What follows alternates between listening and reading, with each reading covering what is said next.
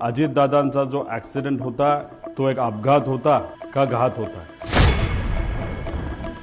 एखाद्या व्यक्तीला आपल्याला जर मारायचं असेल तर सगळ्यात सोपा मार्ग कुठला असेल तर त्या व्यक्तीचा जो चालक आहे त्याला जर आपण मारलं तर विषय संपला. आता गाडीत असेल तर ड्रायव्हर, मोटरसायकलला असेल तर रायडर आणि विमानात असेल तर पायलट. तुम्ही पूर्वीच्या दादांचे व्हिडिओज तिथं बघितले असतील. त्या व्हिडिओजमध्ये दादा प्लॅस्टिकची बॉटल घेऊन तिथं काही गोष्टी करताना बघितलं असेल. पाणी पिताना प्लॅस्टिकच्या बॉटलमध्ये पाणी पिताना तुम्ही बघितलं असेल. आणि मग पण नजीकच्या काळामध्ये म्हणजे हे जे काय आहे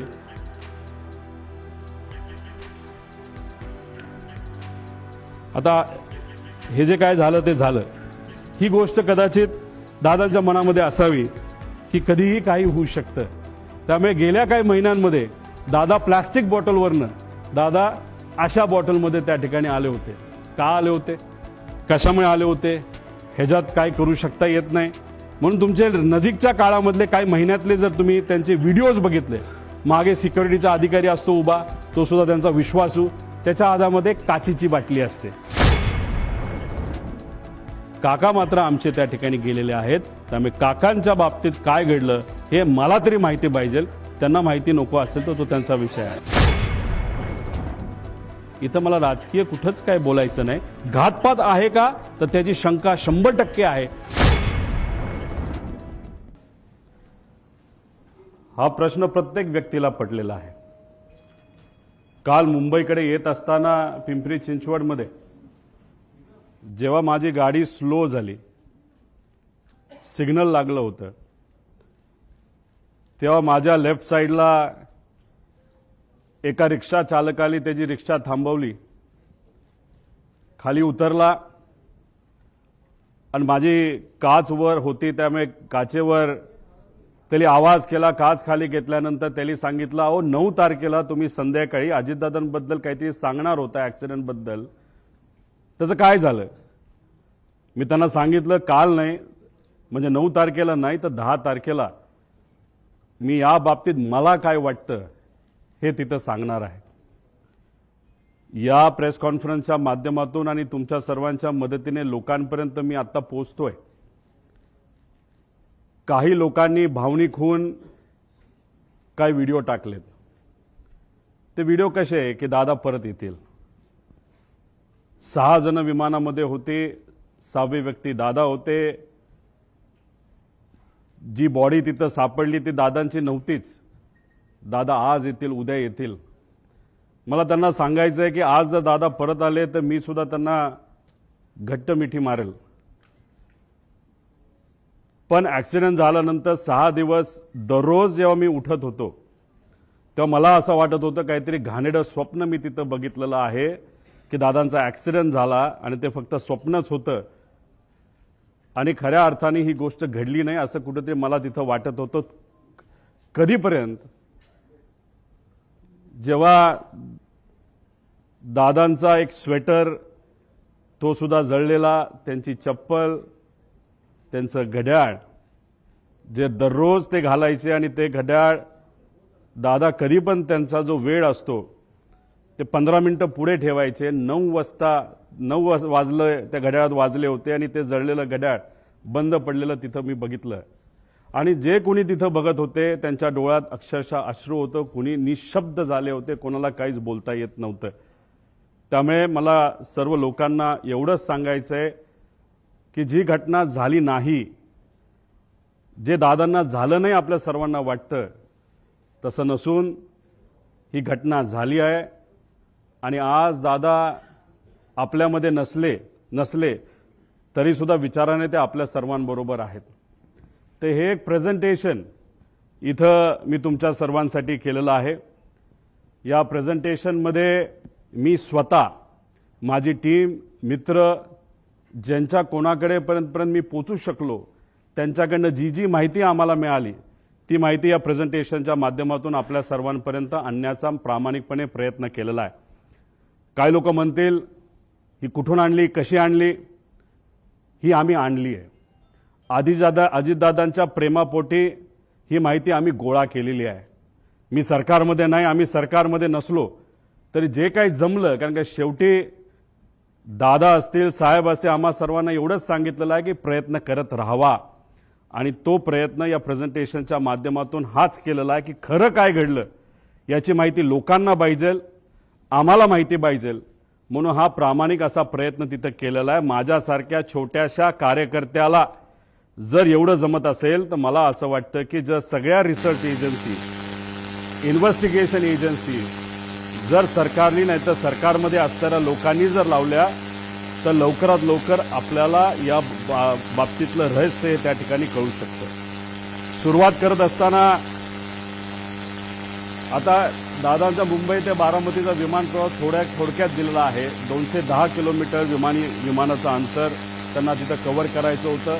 27 मिनिटं त्यांना त्या ठिकाणी लागणार होती. आणि विमान कुठलं होतं तर VSR ही एक कंपनी ऑपरेटर, त्यांचं त्या ठिकाणी ते होतं. लेअरजेट नावाचा एक ब्रँड आहे, बंबार्डियर नावाची एक कंपनी आहे कॅनडाची, पण हे विमान हे अमेरिकेमध्ये त्या ठिकाणी बनलं आहे. पुढं आता याबद्दल विमानाबद्दल बोलायचं झालं, बंबार्डियर एरोस्पेस 2010ला हे विमान बनलेलं आहे. लेअरजेट 45 हे विमानाचा टाईप आहे. खूप फास्ट विमान असतं, 51,000 फूट उंचीवर हे विमान त्या ठिकाणी ट्रॅव्हल करतं. बाकीचे जर विमानं आपण बघितले त्याच्यामध्ये कुठली असू द्या तर ते विमानं हे 41,000च्या आसपास त्या ठिकाणी असतात. आता हे विमान लेअरजेट 45 असं त्या ठिकाणी दिसतं. त्याचे इंटरनल पार्ट हे मी तुम्हाला इथं दाखवले. अंदाज आहे, अजूनपर्यंत आम्हाला कळलेलं नाही. अंदाजे या बाजूला म्हणजे लेफ्ट साईडला दादा इथे कुठंतरी त्या ठिकाणी बसले असावे. या सेक्शनमध्ये आपल्या बॅगा नाहीतर अतिरिक्त जो काय आपल्या बरोबर सामान असतं हे सामान या भागामध्ये त्या ठिकाणी ठेवलं जातं. इथं पेट्रोल म्हणजे ह्या पेट्रोलच्या टाक्या आहेत असं आपल्याला समजायला काय हरकत नाही. बाकी डिटेल जर कोणाला पाहिजे असतं तर हे डिटेलमध्ये इथं दिलेलं आहे. आता या VSR कंपनीची माहिती मला आपल्या सर्वांना द्यायची. याच्यामध्ये विजय कुमार सिंग, त्यानंतर सीमा रिमी सिंग हे दोघं याच्यामध्ये पार्टनर आहेत. आणि विस्टा सेल्स प्रायव्हेट लिमिटेड नावाची एक कंपनी आहे. 2 डिरेक्टर विजय कुमार सिंग आणि रोहित सिंग. विजय आणि रोहित हा विजयचा मुलगा आहे. रोहित सिंग बद्दल मी पुढे 2-3 स्लाइड पुढे त्या ठिकाणी आपल्या सर्वांना माहिती देतो.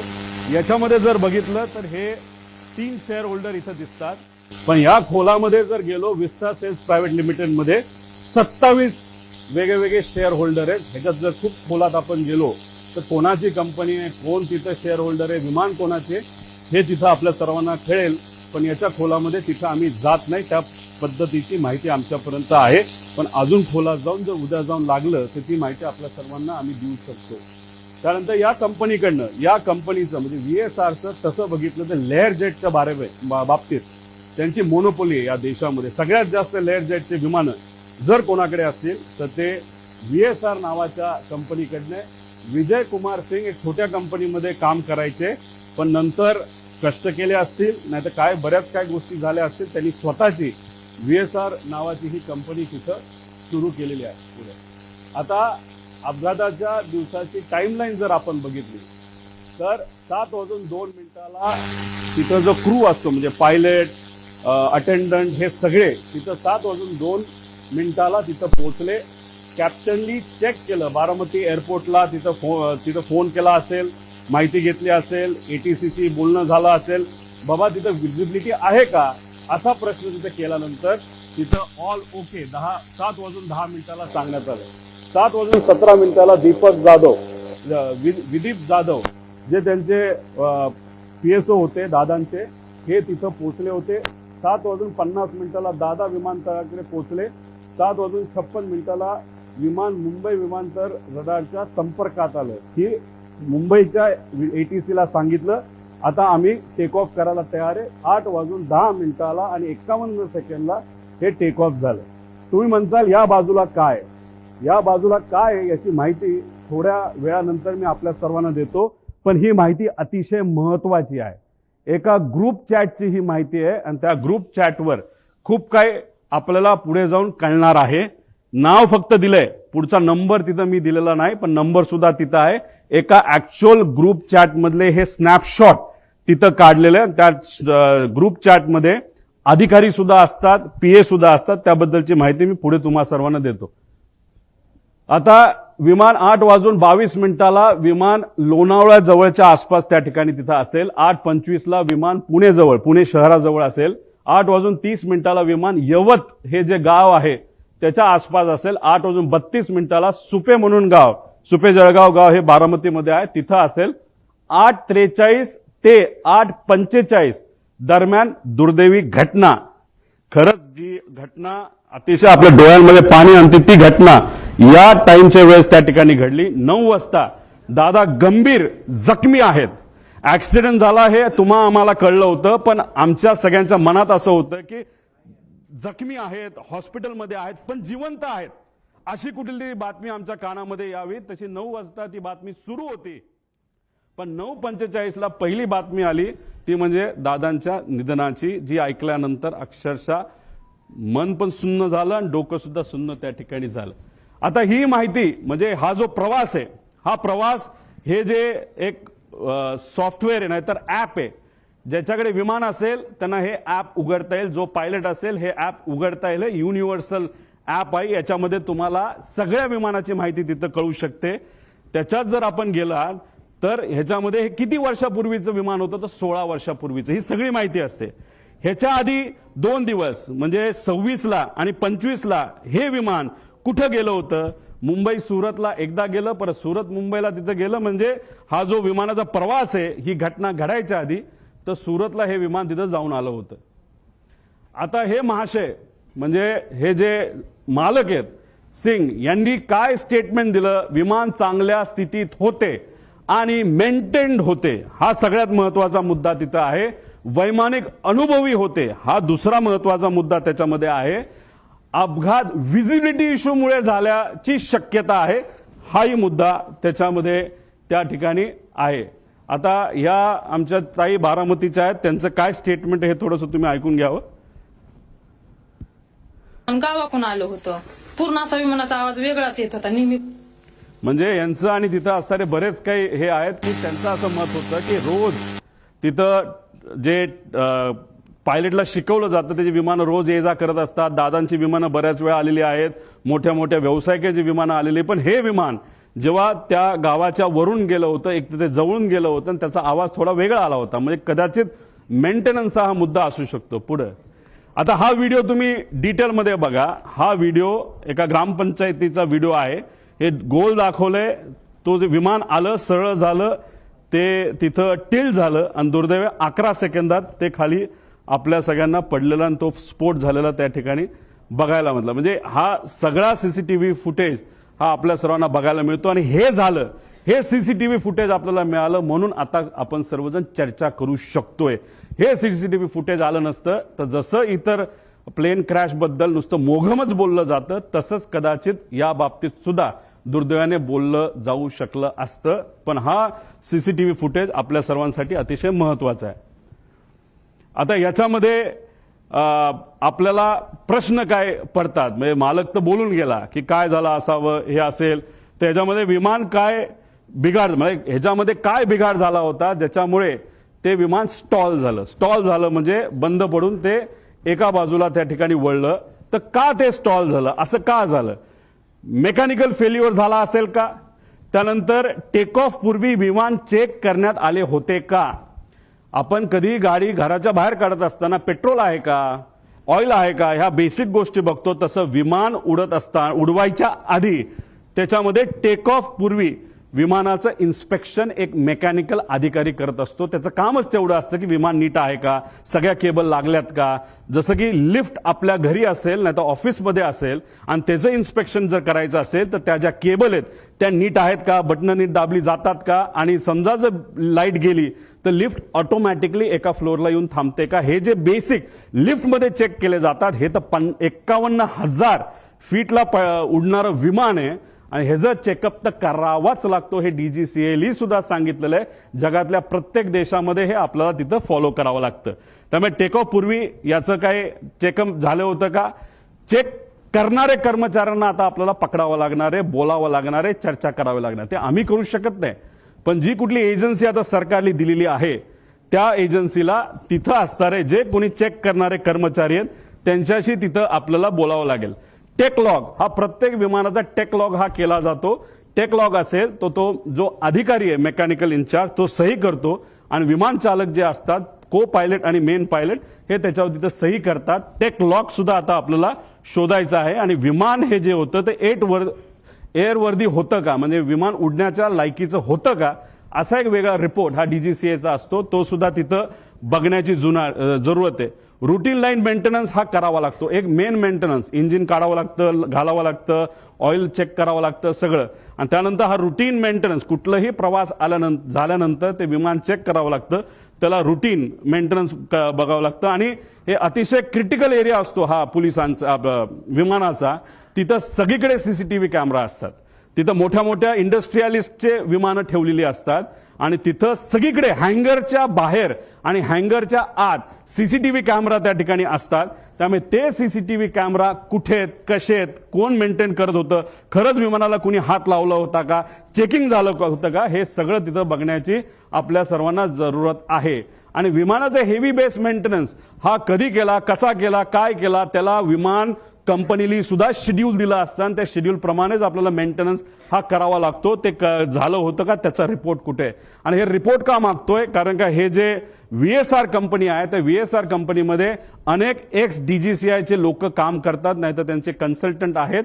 त्यामुळे आम्हाला भीती अशी आहे की आतापर्यंत गेल्या 13-14 दिवसामध्ये काहीच झालं नाही, फक्त सीसीटीव्ही गोळा केलेले आहेत. बाकी ह्यांनी अजून सुद्धा रिसर्च नाही तर इन्व्हेस्टिगेशन काही झालेलं नाही. आणि असं जर टाइमपास करत राहिले तर मग हे सगळं मॅन्युप्युलेट केलं जाऊ शकतं.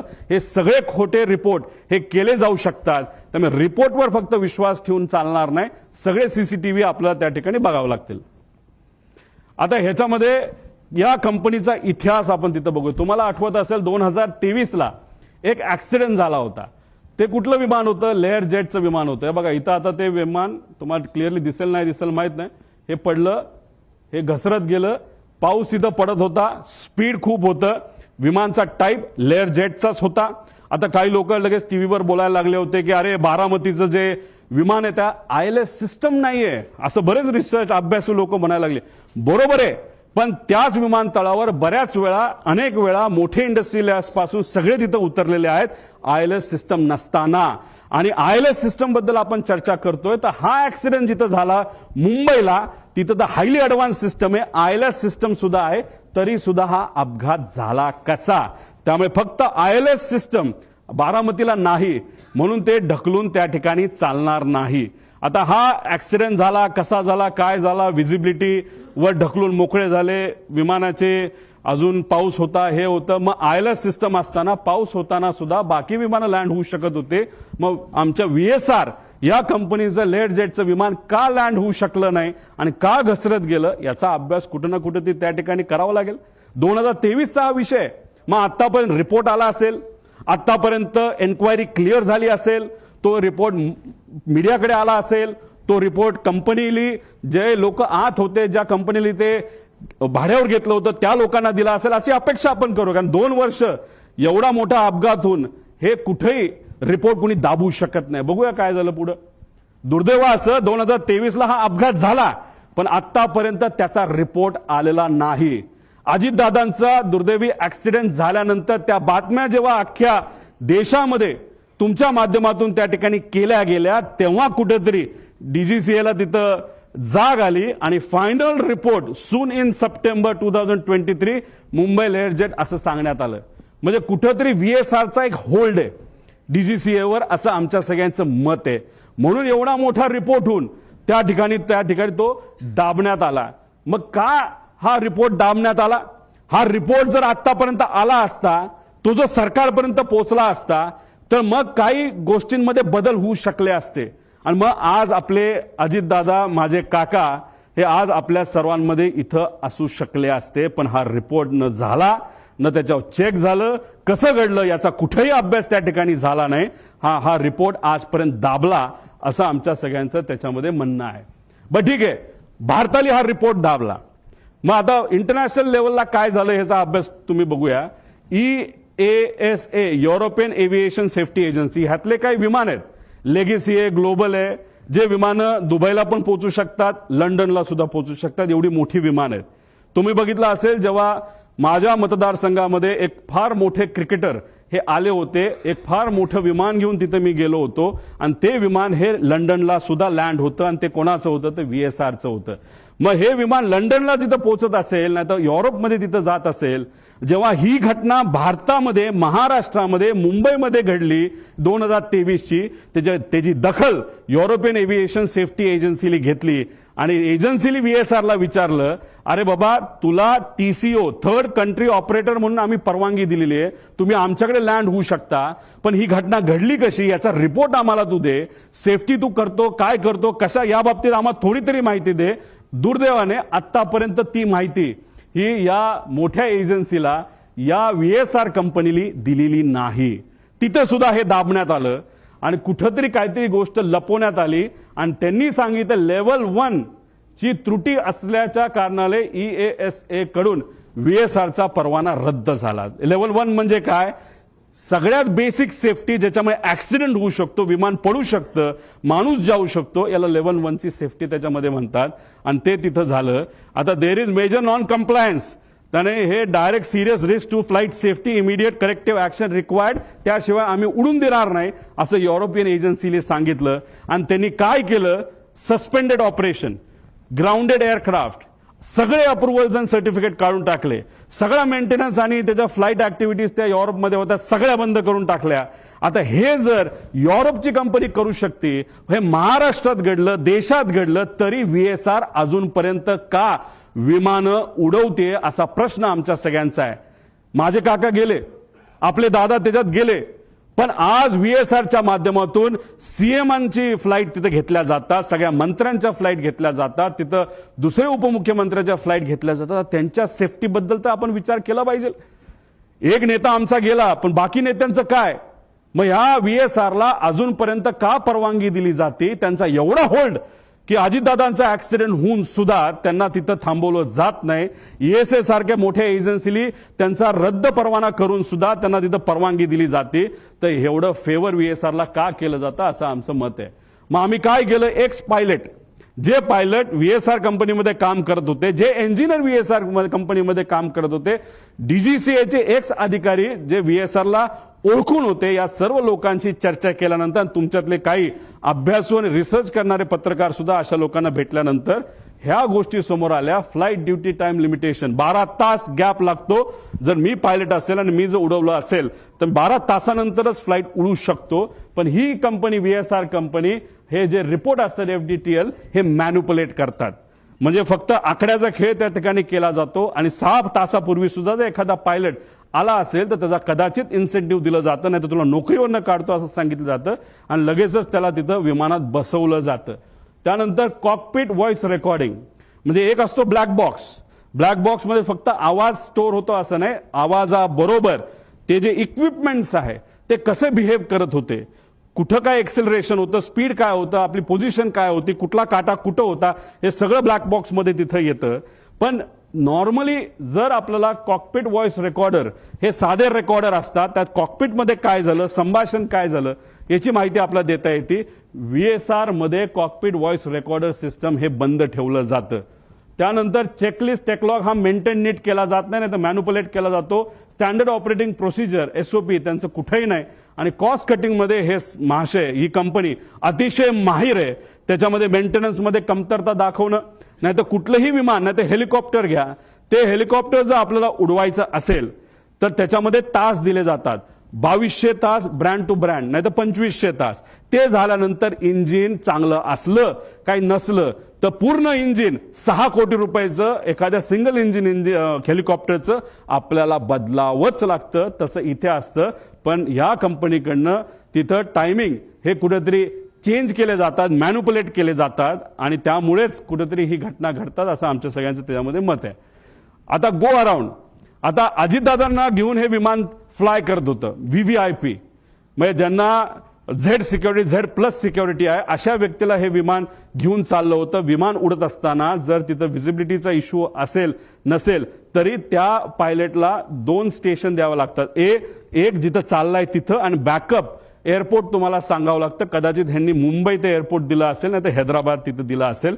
आता तिथं गो अराउंड करत असताना एकदा ट्राय केला, दुसऱ्यांदा कदाचित त्यांना ते दिसलं नसावं. त्यांनी सांगितलं हो दिसलं, पण दिसलं नसावं, तर तिसऱ्यांदा राऊंड घ्यायला पाहिजे होता, पण ह्यांनी तो घेतला नाही. दुर्दैवाने सेकंड अटेम्प्टलाच त्यांनी तो प्रयत्न केला. जी घटना घडली ती घडली. आणि दुसरं कसं असतं, ह्यांना पुढे कुठे जायचं होतं, अजित काकांना घेऊन हे कुठं जाणार होते, बारामतीला जाणार होते. आणि बारामतीवरनं हे कुठं जाणार होते, शमशाबाद ते पटना, तिथं कोणतरी व्यक्तीला तिथं घेऊन जाणं. म्हणजे ह्यांना घाई होती, नाही बाबा जायचंच आहे, नाही तर 10 लाख रुपये आपलं जे भाडं आहे ते त्याच्यामध्ये बुडू शकतं. आपण पुण्याला गेलो तर हे भाडं आपण बारामतीला पोहोचू शकलो नाही, तेही पैसे आपल्याला मिळणार नाही. म्हणून कुठंतरी या कंपनीकडनं या पायलटवर प्रेशर होतं, असंही आपल्याला त्या ठिकाणी बोलता येईल.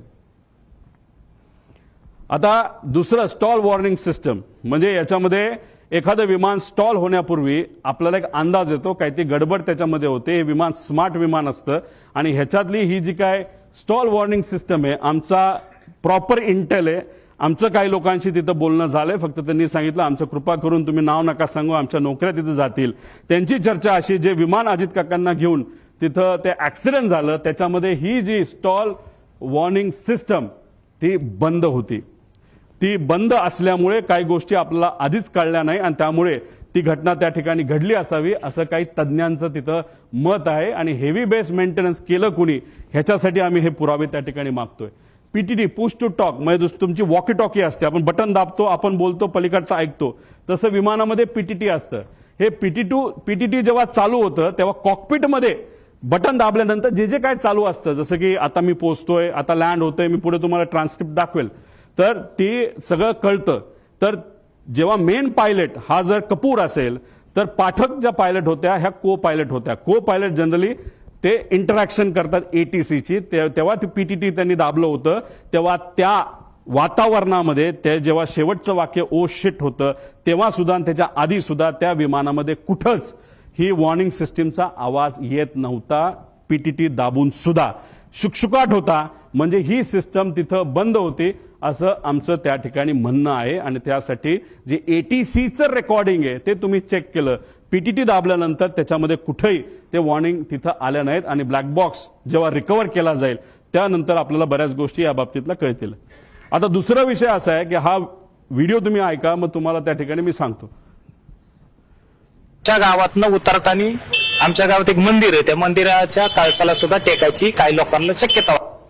आता हे त्याच वेळी आमच्या गावातनं उतरताना आमच्या गावात एक मंदिर आहे, त्या मंदिर 51,000 फीटला ते उडतं. आणि जेव्हा तुम्ही त्या एअरपोर्टच्या जवळ येत असता आणि फारच जमिनीच्या जवळ आल्यानंतर ही सिस्टम तुम्हाला वॉर्निंग देते. जेव्हा तुम्ही एखादा हिंदीचा पिक्चर नाही तर इंग्लिशचा पिक्चर बघितला असेल तेव्हा तिथं तुम्हाला जाणवत असेल एक आवाज ते विमान देत असतं की warning approaching land, warning approaching land, अशा प्रकारची ही सिस्टम त्याच्यामध्ये असते. आणि दुर्दैव असं आमचं असं मत आहे की मंदिराच्या जर जवळ गेला असेल तरी पीटीटी चालू असताना हा आवाज तिथं आपल्याला कुठंही ऐकायला मिळालेला नाही. आणि हे सगळं संभाषण हे एटीसी वर त्या ठिकाणी झालेलं आपण बघू शकतो. ते रेकॉर्डिंग तुम्ही बघितलं, आमच्याकडे त्याचा एक प्रिंट आहे आणि ती प्रिंट हे सरकारला सुद्धा त्या ठिकाणी दिली गेली आहे. ते पुरावा आमच्याकडे आहे, त्याच्यामध्ये कुठंच. आणि आम्ही जेव्हा काही लोकांशी बोललो तेव्हा त्यांच्याकडनं सुद्धा आम्हाला कळालं की अशा पद्धतीने आम्हाला कुठंच काही हे ऐकू आलं नाही. त्यामुळे ही जी सिस्टम आहे ती सुद्धा बंद होती, आता खराब झाली होती. आता ह्याच्यामध्ये व्हीएसआर संदर्भातले काय प्रश्न की हेवी बेस मेंटेनन्स हा कुठं केला जातो हे आपल्याला माहिती घ्यावं लागेल. या देशामध्ये 2च एमआरओ आहेत. एक मुंबईच्या आसपास आहे, प्रफुल्ल पटेल साहेबांची मालकी त्या एमआरओची असं आम्हाला त्या ठिकाणी कळतं. आणि दुसरं कुठे दिल्ली साईडला त्या ठिकाणी आहे.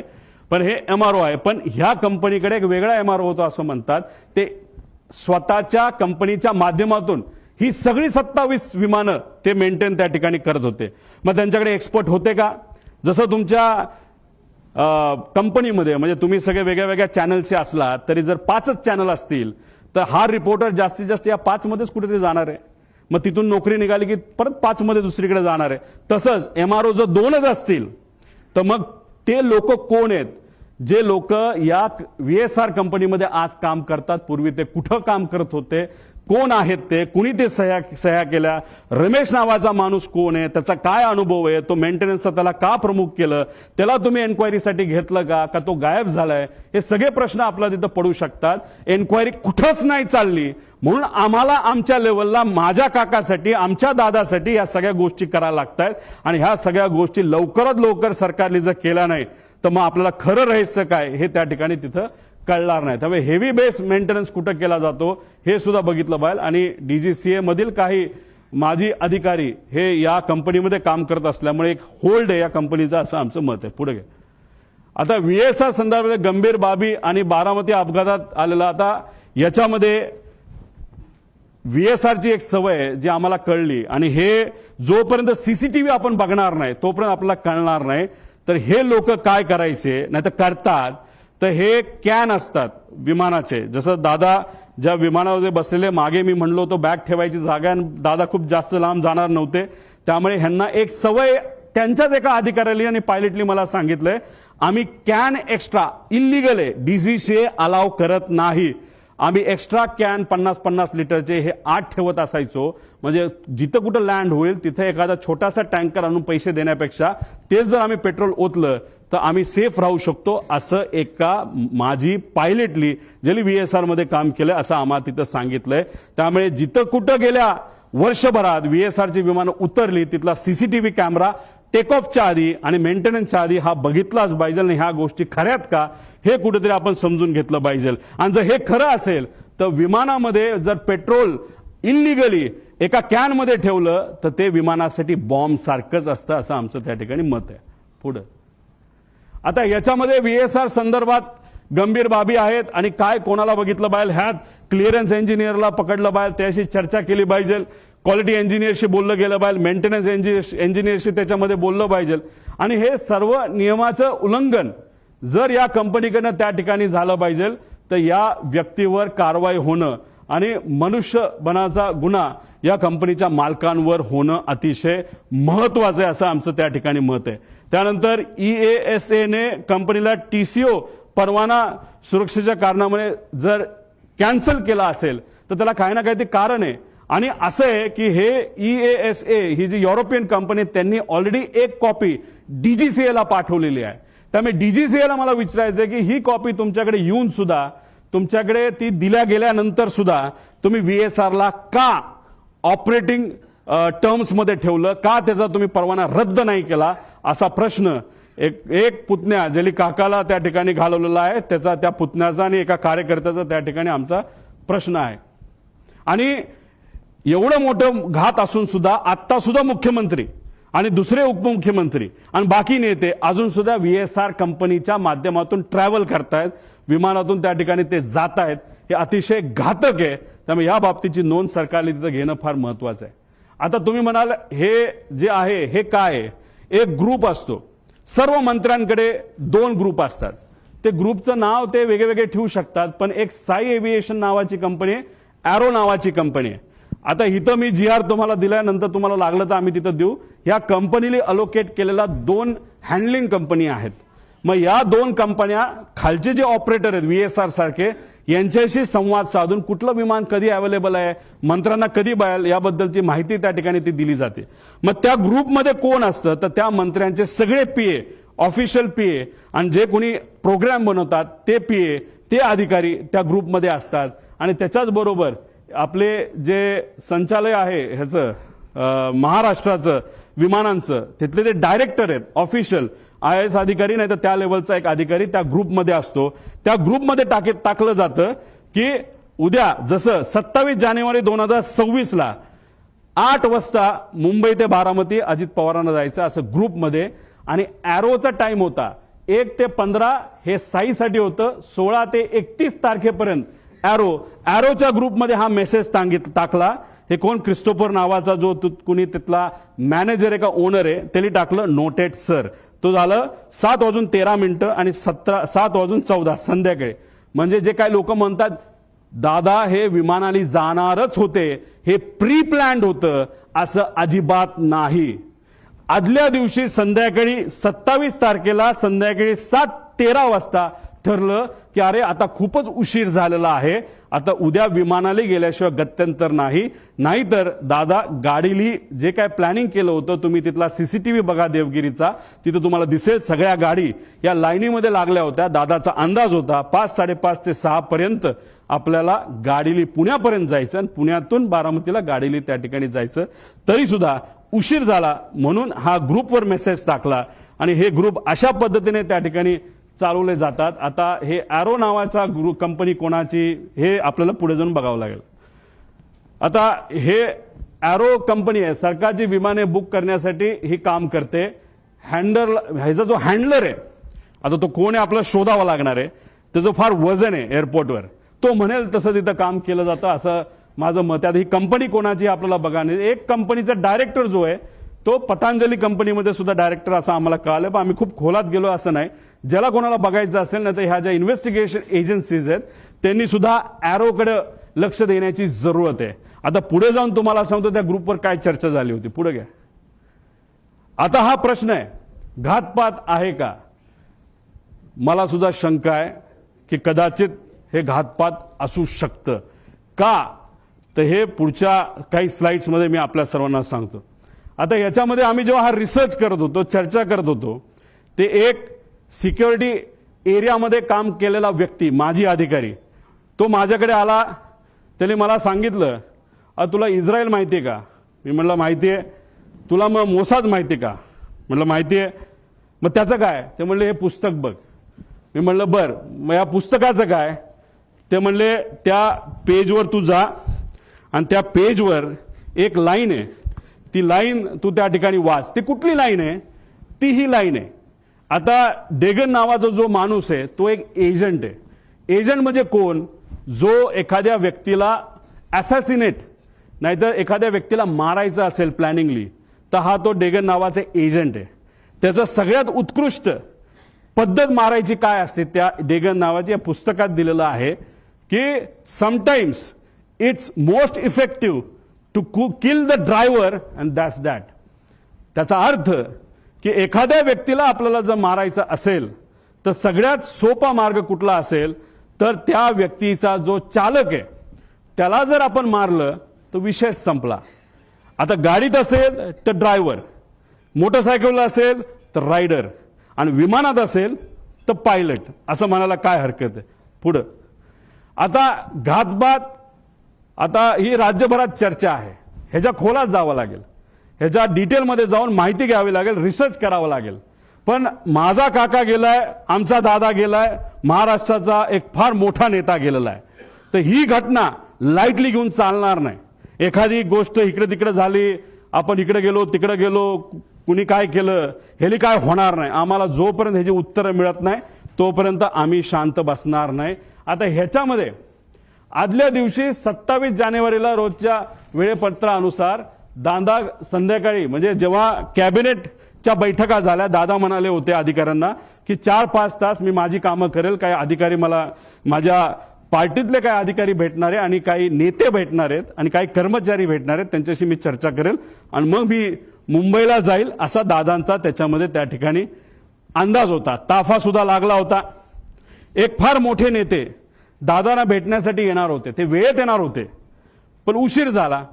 ते उशिरा आल्यामुळे आणि चर्चा उशीरपर्यंत सुरू राहिल्यामुळे दादांचा वेळ त्याच्यामध्ये गेला आणि 5-5:30ला जे दादा गाडीने जाणार होते ते गाडीने जाऊ शकले नाही. त्यांना पर्याय राहिला नाही, त्यांना विमान बुक करावं लागलं आणि म्हणून 7:13 म्हणजे संध्याकाळी दुसऱ्या दिवशीचं विमान हे आदल्या दिवशी म्हणजे 27 तारखेला तिथं बुक झालेलं आपण बघितलं. पूर्व विदर्भातील एक कुठले तरी नेते हे मोबाईल चेक करा दादांचे, नाही तर लँडलाईनवर कोणाचा फोन होता काय होता मला माहित नाही, पण मला जे कळालेलं आहे सही करावीच लागते. फार महत्वाची फाईल आहे आणि मग ती फाईल कुठे हे जेव्हा बघितलं गेलं ती फाईल घरी नव्हती. ती फाईल मंत्रालयाच्या कार्यालयामध्ये होती दादांच्या. दादा कुठलीच फाईल मोकळी ठेवत नाहीत, पण अचानक ती फाईल तिथं होती. मग ती दादानी बोलवली. बोलवण्यात येण्यात मुंबईचं संध्याकाळचं ट्रॅफिक तुम्हाला माहिती आहे.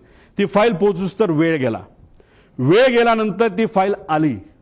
पण एक मोठा नेता आपल्या पक्षाचं बोलत असेल तर सही तर करावीच लागेल. आणि मग दादानी ती सही केली. ती फाईल यूज तर सही करूस तर त्याच्यामध्ये दुर्दैवाने त्या ठिकाणी वेळ गेला. आता ह्याच्यात खोलात जर जायचं असेल, कारण आमच्या पण ओळखी तिथं आहेत, आमच्या पण जीवाची माणसं आहेत. अजितदादांबरोबर जेव्हा केव्हा मी भेटलो आणि दादांचा जो काही शेवटचे 3-4 महिने होते त्यात मी, दादा आणि त्यांच्याबरोबरचे अधिकारी एकदम घट्टपणे एक फार महत्वाची चर्चा त्या ठिकाणी करायचो.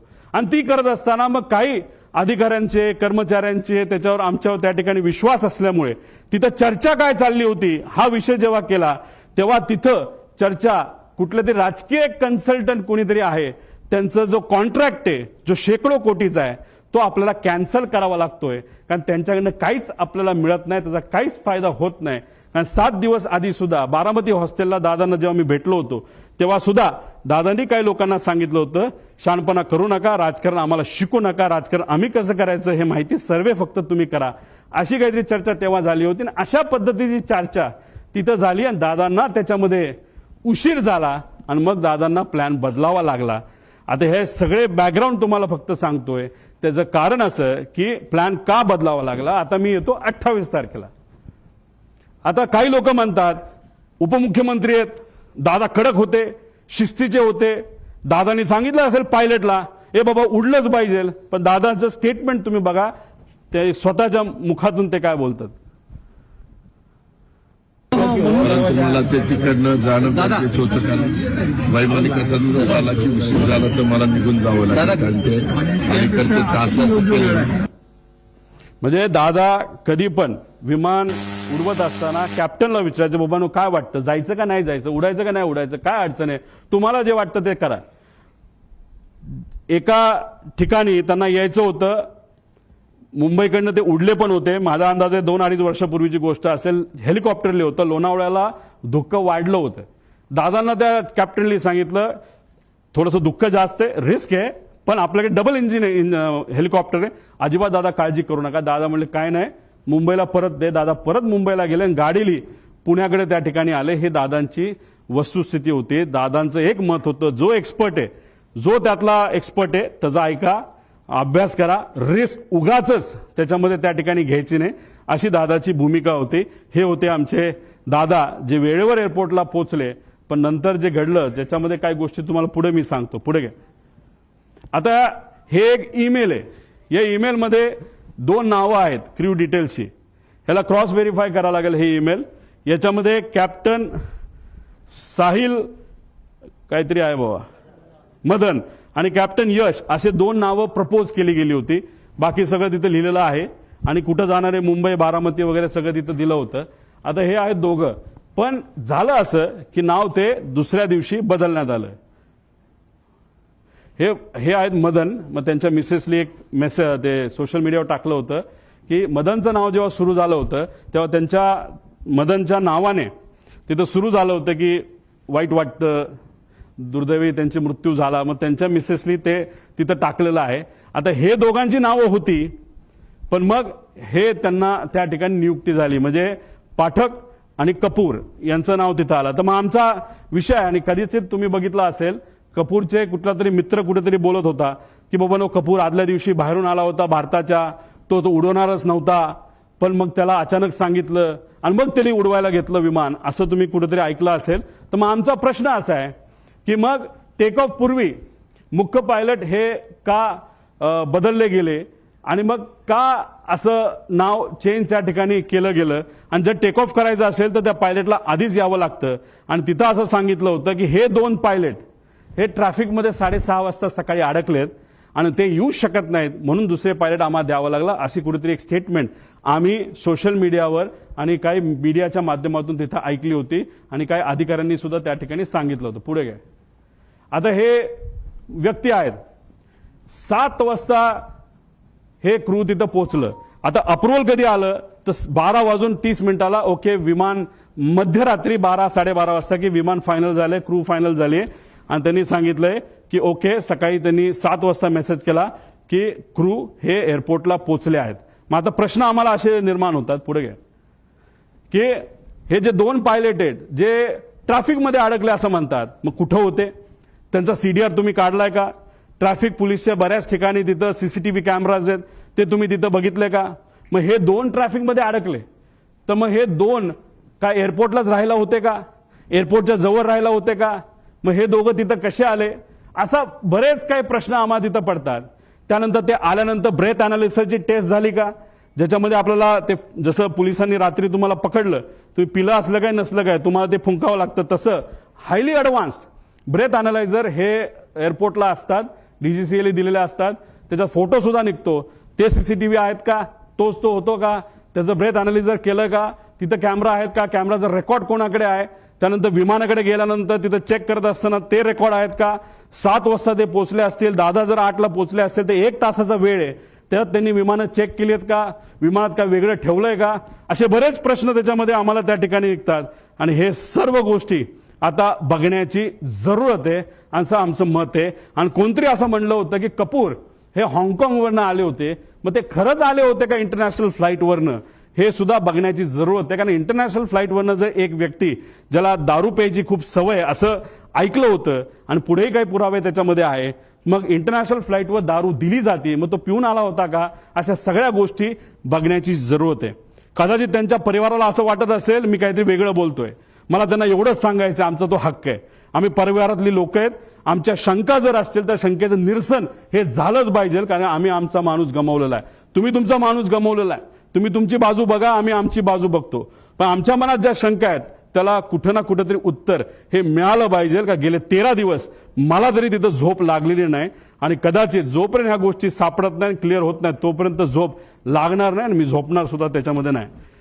पुढे तुम्ही जर गेला तर आता मुख्य पायलट सुमित कपूर बद्दल आपण थोडीशी माहिती घेऊ.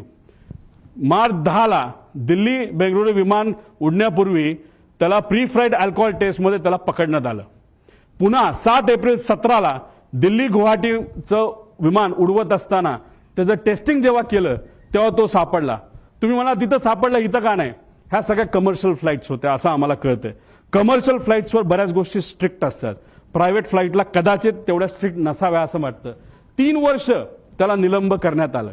त्याच्याबरोबर काम करण्याला एका व्यक्तीला आम्ही जेव्हा बोललो त्यांनी सांगितलं, लेअरजेट म्हणजे उद्या जर मला ग्लोबल नावाचं विमान उडवायचं असेल तर मला त्याचं ट्रेनिंग घ्यावं लागतं, त्या कंपनीकडे जावं लागतं. तसंच हा सीपी म्हणजे कमर्शियल पायलट असल्यामुळे बोईंग एअरबस उडवत असेल आणि तिथं लेअरजेट उडवायचं असेल तर त्याला अमेरिकेत लेअरजेटची फॅक्टरी म्हणजे बंबार्डियरची फॅक्टरी असल्यामुळे अमेरिकेत जाणं महत्वाचं होतं. तो तिथं गेला. मला जे कळालंय तिथं गेल्यानंतर दुर्दैव असं त्यांनी इतकी दारू पिली का काहीतरी असं मला कळालंय. हे क्रॉस व्हेरीफाय करावं लागेल की त्यांना ट्रेनिंगला जाता आलं नाही. हे रिपोर्ट आता आपल्याला काढावं लागतील, खरंच हे घडलं होतं का, आणि त्यांना परत ट्रेनिंगला पाठवण्यात आलं असंही आम्हाला त्याच्यामध्ये त्या ठिकाणी कळलं होतं. आता इतर पायलटली लेझर जेटची परीक्षा अमेरिकेला सांगितलं. आता एक बडा नेता जो सांत्वन करण्यासाठी घरी आला होता त्यांनी सांगितलं, हाच महाशय माझं सुद्धा विमान हेच VSR कंपनीचं हे नांदेडला हे घेऊन चालले होते, आणि ज्या पद्धतीने त्या कपूरली लँडिंग केली त्याच्यावरनं मी VSRला कंप्लेंट केलेली आहे. हा मोठा नेता कोण, नांदेडला कधी गेला होता, खरंच त्यांनी कंप्लेंट केली का, हे आपल्याला त्याच्यामध्ये बघावं लागेल. सत्तेतला एक मोठा नेता त्याच्यामध्ये आहे. त्यानंतर ट्रॅक रेकॉर्ड फारच वाईट होतं. तरी मग या व्यक्तीला तिथं अजितदादांचं विमान नाही तर VIPचं, उद्धव ठाकरे साहेबांचं, फडणवीस साहेबांचं, एकनाथ शिंदे साहेबांचं, ऍक्टरचं, ह्या सगळ्यांचं विमान का उडवायला दिलं असा प्रश्न आमचा तिथं आहे. पुढं आता ह्याच्यामध्ये तुम्ही जर बघितलं असेल तर VK सिंग म्हणजे हा मालक, त्यांचा एक ग्रुप आहे व्हॉट्सअपचा. त्या ग्रुपवर आम्ही ही माहिती काढली. कशी काढली, काय काढली हे नका मला विचारू, पण ही माहिती आहे. आता तुम्ही म्हणाल ही माहिती तुम्ही देत आहात त्याला ते डिलीट केलं तर काय, तुम्ही व्हॉट्सअप किती डिलीट करा सगळी माहिती कळते. त्यामुळे जो कोणी तिथे इन्व्हेस्टिगेट करणार आहे हा ग्रुप कुठला, हा ग्रुप कोणाचा, त्या ग्रुपवर कोण, आणि गेल्या 2 वर्षामधल्या त्याच्यावरच्या ज्या काही डिस्कशन आहेत हे लोकांसमोर त्या ठिकाणी आल्या पाहिजे. ह्याची एक डिस्कशन ह्याच्यामध्ये तुम्ही बघितली, today once again a important flight had to be cancelled as number 1 of PSC has been found to be badly drunk. दारू पिला होता.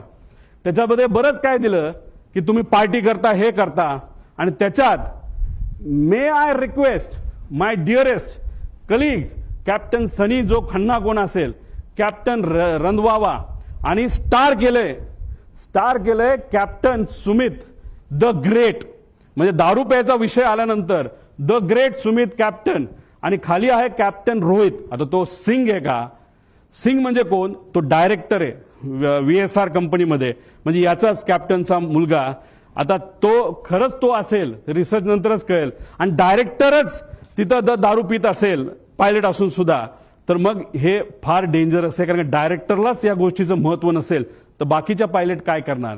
नाही तर जर डायरेक्टरच आपल्याबरोबर दारू पित असेल तर काय आपल्याला फरक पडतोय? अशी मानसिकता या लोकांची होऊ शकते असं आम्हाला वाटतं. हे त्यांच्याच ग्रुपवरनं काढलेला हा मेसेज आहे 2 जानेवारीचा. VSR कॅप्टन VK सिंग म्हणजे मालक. पुढं अजून एक मेसेज त्यांचा आहे. काय? VSR ड्युटी सेल डील काय असेल ते. डिअर कॅप्टन सुमित भाई अँड जो कुणी असेल प्रावग, you will be sober and do not do your evening stunts. आता इव्हनिंग स्टंट्स मध्ये काय आम्हाला माहित नाही. विमान वेडवाकडे चालवायचा हा एक स्टंट असू शकतो, नाही तर दारू पिणं हा एक स्टंट असू शकतो, नाही तर ड्रग्ज घेणं हा स्टंट असू शकतो. म्हणजे हा स्टंटचा अर्थ मला तरी काही निघत नाही. हा आपल्याला बघावं लागेल. आणि त्याला सुमित उत्तर देतो कॉपीट सड. म्हणजे मला जर कोणी बोललं असतं हे तू वेड्यासारखा तिथं काल का वागत होता, आणि जर मी वागलोच नव्हतो तर मी लिहिलं असतं sir that was not me and I won't do it. पण इथं वर जर दारूबद्दल बोललं असेल आणि खाली कॉपीट सर म्हणत असतील, याच्यावरनं नक्कीच दाल में कुछ काला आहे असं आपल्याला म्हणता येईल. हा जो ब्रेथ अनालिझर आहे ह्याचा फोटो सुद्धा निघतो. ह्याचे रिपोर्ट आता आपल्याला बघावं लागणार. पुढे घ्या. आता वेगवेगळ्या सरकारी अहवालातील वेगवेगळी विसंगती. आता ह्याच्यामध्ये PIB प्रेस ब्युरो तुम्हाला माहिती आहे. हे कुठली माहिती देते? दे तुम्हाला काय कुठलं दे DGCA जी माहिती दिली जाती ती PIB छापती. बरोबर आहे? बरोबर आहे. आता ही ट्रान्सक्रिप्ट आहे. ही कशाची ट्रान्सक्रिप्ट आहे? तर ही बारामती ATC ची ट्रान्सक्रिप्ट आहे. वेळ न वेळ तिथं लिहिलेली आहे. इथं वेळ लिहिलेली आहे. मग काय एअरक्राफ्ट मधली ज्या त्या पाठक मॅडम आहेत त्या काय बोलल्या, आणि बारामती ATC ला सुद्धा एक कोणतरी महिलाच होती असं आम्हाला कळलंय, त्या काय म्हणल्या याच्यामध्ये तिथं दिलेलं आहे. आता ह्याचा वेळ जर बघितला तर यांच्या PIB अनुसार म्हणजे DGCA अनुसार 8:18 काय झालं होतं? म्हणजे विमान बारामती ATC च्या संपर्कात आलं. म्हणजे DGCA काय म्हणते, म्हणजे PIB काय म्हणते, 8:18 हे विमान हे बारामती ATC च्या संपर्कात आलं. पण हे विमान आलं होतं 8:19. तुम्ही म्हणता एका मिनिटाने काय होणार आहे? हे विमान इतकं स्पीडमध्ये चालतं, हे एका मिनिटात हे विमान 15 किलोमीटर चालतं. आणि दादांचं जी काय घटना घडलेली आहे काही मीटरमध्ये घडलेली आहे, याच्यावरनं एक मिनिटं हा महत्वाचा आहे. मग एवढी मोठी घटना घडली असेल तर मग 2 रिपोर्ट जे आहेत हे रिपोर्ट वेगळे का असा प्रश्न एक परिवारातला एक व्यक्ती म्हणून त्या ठिकाणी मी करतो. आता आगीचे लोट दिसण्याचे टायमिंग PIB DGCA किती म्हणतं? 8:44. पण ट्रान्सक्रिप्ट प्रमाणे इथं 8:43:55 सांगितलं की मला आता लँडिंग पॅड म्हणजे स्ट्रिप तिथं दिसतीये. मग त्यांनी सांगितलं रनवे 11 क्लिअर टू लँड. त्यानंतर 8:44:13 ओ शिट म्हणजे ही जे पाठक मॅडम आहेत त्यांच्याकडनं ते शेवटचे शब्द होते, आणि त्यात 7 सेकंड तुम्ही ऍड करा. 44 प्लस काहीतरी 13 प्लस 20, तर त्याच्यात तो ऍक्सिडेंट तिथं झाला. म्हणजे हे टायमिंग आणि हे टायमिंग जर इथं 20 सेकंड तुम्ही ऍड केले, म्हणजे 13 + 7 20.20 म्हणजे 20 सेकंडचा याच्यामध्ये फरक आहे. मी तुम्हाला सांगितल्याप्रमाणे सेकंडचा विषय असतो. इन्व्हेस्टिगेट तुम्ही करत असाल आणि तुम्ही एका मोठ्या एजन्सीचे लोक असाल तर तुम्हाला सेकंदात बोलावं लागतं. इथं मिनिटात बोलून चालत नसतं. आणि इथं ह्या 2 रिपोर्टमध्ये खूप मोठा फरक आहे असं कुठेतरी दिसतं. आता हा एक ट्रान्सपॉन्डर एक असतं विमानाला. विमान सांगत असतं सॅटेलाइटच्या माध्यमातून मी इथे आहे, माझं स्पीड किती आहे, मी अलाइन झालोय का, एअरपोर्टचं जे स्ट्रिप आहे त्याला मी अलाइन झालोय का, तिथून माझं डिस्टन्स किती आहे, माझी हाईट किती आहे, माझं लोकेशन कुठे आहे, हे सगळं तिथं दिलं जातं. आणि हे आमच्याकडे आहे. ही माहिती ही आम्हाला एका सॉफ्टवेअरच्या माध्यमातून, जे मगाशी तुम्हाला सॉफ्टवेअर सांगितलं त्यातून आम्हाला सगळी माहिती कळाली. फक्त शेवटच्या 1 मिनिटाची आम्हाला माहिती कळाली नाही. कदाचित ट्रान्सपॉन्डर हा मुद्दामून विमानाच्या आतून हा बंद केला होता. तुम्हाला टिल्ट होताना जे विमान दिसते त्या ट्रान्सपॉन्डर बंद होता. ट्रान्सपॉन्डर हा 8:43.18 ह्याच्यात तुम्ही म्हणाल हे तर टाइम वेगळा दिसतोय, ह्यात फ्लाईट रडारच्या शेवटच्या UTC टाइम म्हणजे 3 ते म्हणजे याच्यामध्ये 5 तास आपल्याला ऍड करावं लागतात.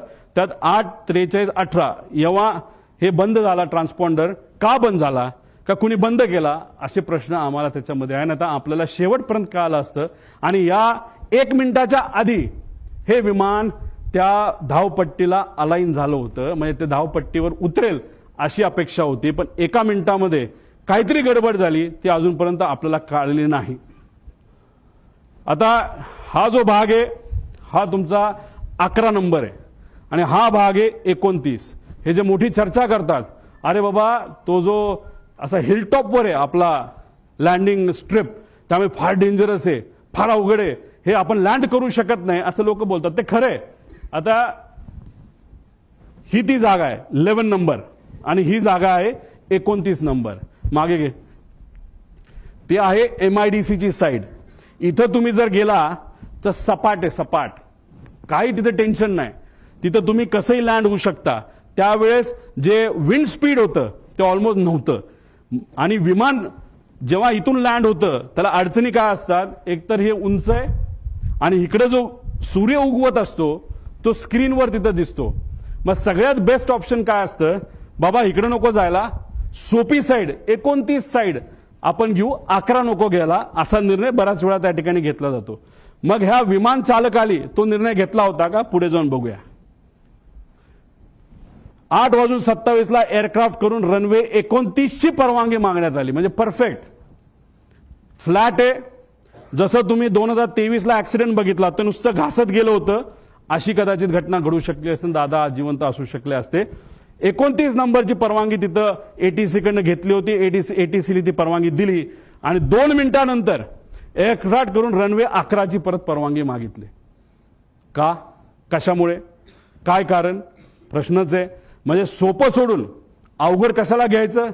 बरं एकदा मागितली का, नाही, मग दुसऱ्यांदा परत 8:36 एअरक्राफ्टने गो अराउंड केल्यानंतर त्यांनी परत 29 ची मागणी केली, परत ती त्यांनी कॅन्सल केली, परत आम्ही 11 येऊन लँड करतो असं सांगण्यात आलं.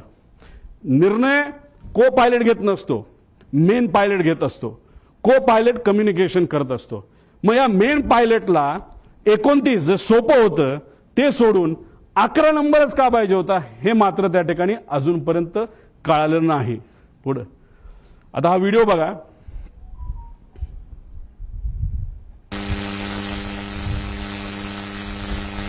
थोडं मागे या. ही लांबून तुम्हाला दिसत असेल, हे धुकं आहे, विजिबिलिटी हा प्रॉब्लेम होता. मागे या बाजूला थोडंसं तुम्ही जर बघितलं तर एक लाईन दिसते आणि नंतर ब्लास्ट दिसतो. थोडंसं डिटेलमध्ये बघा. एक लाईन आली, पडली, स्फोट झाला. ती लाईन काय आहे, ती आग आहे का, हे सुद्धा बघण्याचे कारण आहे. हे आपल्याला बघावं लागेल. ते काय अजूनपर्यंत कळलं नाही. ही विजिबिलिटी आहे. जो रनवे आहे, रनवेच्या जवळ तिथं ट्रायल केली जाते, नाही तर ट्रेनिंग केलं जातं, म्हणून तिथं काही कॅमेरा ठेवले, त्या कॅमेरातला हे व्हिज्युअल आपल्या सगळ्यांना त्या ठिकाणी बघता येईल. पुढे घ्या. आता ह्याच्यामध्ये हे आहे व्हिज्युअल फ्लाईट रूल्स. हे रूल काय सांगतं, आता मी सुद्धा हेलिकॉप्टर जेव्हा जातो तेव्हा मला विचारावं लागतं टेक ऑफ किती वाजता करायचा. मग टेक ऑफ किती वाजता करायचा कोण परमिशन देतं, ATC. का परमिशन देतं, धुक्का असेल आणि 1500च्या खाली जर विजिबिलिटी असेल तर मला परवानगी मिळत नाही. मला परवानगी हेलिकॉप्टरला 1500च्या पुढे असा अंदाज त्या ठिकाणी आहे. मग मी विचारलं विमानाला काय परवानगी आहे. विमानाला स्ट्रिक्ट रूल आहेत. कोणाचे आहेत, DGCA चे रूल्स आहेत, व्हिज्युअल फ्लाईट रूल्स, की 5000 मीटरची जोपर्यंत विजिबिलिटी येत नाही तोपर्यंत विमान उडवायचंच नाही. म्हणजे लँडिंग सोडा, टेक ऑफ सुद्धा तुम्ही करू शकत नाही, असे आदेश त्या ठिकाणी तिथे दिले होते.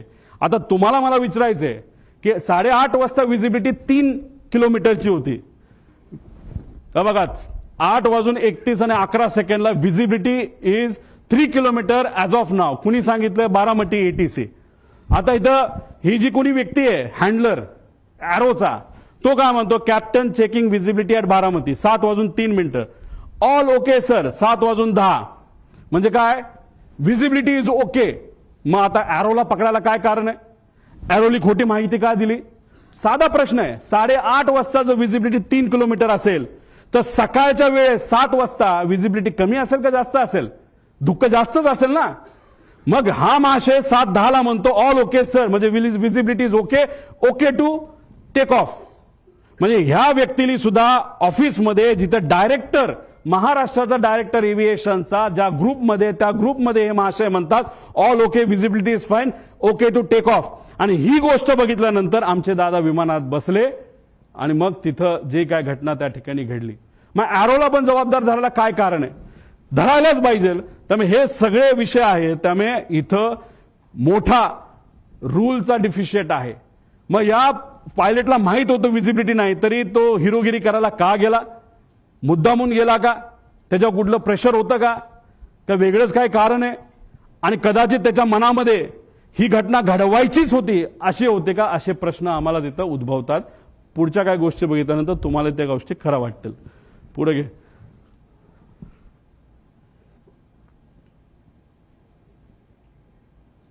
हे ऐका. दरवेळेचा जो आवाज असतो विमानाचा, आम्हाला तिथं आता धावपट्टीजवळ असल्यामुळे आम्हाला माहिती की विमानाचा कसा आवाज असतो. पण त्या दिवशीचा इतका कर्कश आवाज होता, त्यामुळे आमच्या गावातली बरेचसे महिला, पोरं ही सगळी रस्त्यावर येऊन बघत होती की आज विमानाचा असा का आवाज येतोय.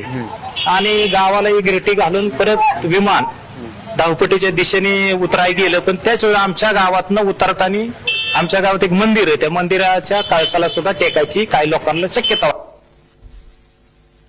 पुढे घे. म्हणजे विमान लँड होण्यापूर्वी जे गाव आहे त्या गावाच्या कळसाला विमान घासून गेलं. म्हणजे 1 मिनिट जो ट्रान्सपॉन्डर बंद झाला होता शेवटचा, जे सॅटेलाइटची कनेक्शन हे मुद्दामून तोडण्यात आलं होतं ट्रान्सपॉन्डर बंद करून, असं आमचं मत आहे. याच्यामध्ये नॉर्मली एमिंग पॉइंट हा पुढे असतो, त्यानंतर मग सेंट्रल लाईन बघितली जाते, लँडिंग डेझिग्नेटर असतो, थ्रेशोल्ड. याच्यावर लँड करायचं नसतं, याच्या पुढेच लँड करावं लागतं. आणि ही जर बारामतीची साईड बघितली, थ्रेशोल्ड इथे आहे. आता 1 मिनिट जे ट्रान्सपॉन्डर बंद केला तर त्याचा जर आपल्याकडे डेटा आला असता तर हे बंद पडलं विमान असं आपलं जे दिसतं ते जर झालं नसतं, तरी आमचं असं मत आहे की हे विमान इथं येऊन धडकलं असतं. मग कदाचित असं होतं का की इंटेन्शनच होतं विमान लँड करायचं ना, क्रॅश करायचं.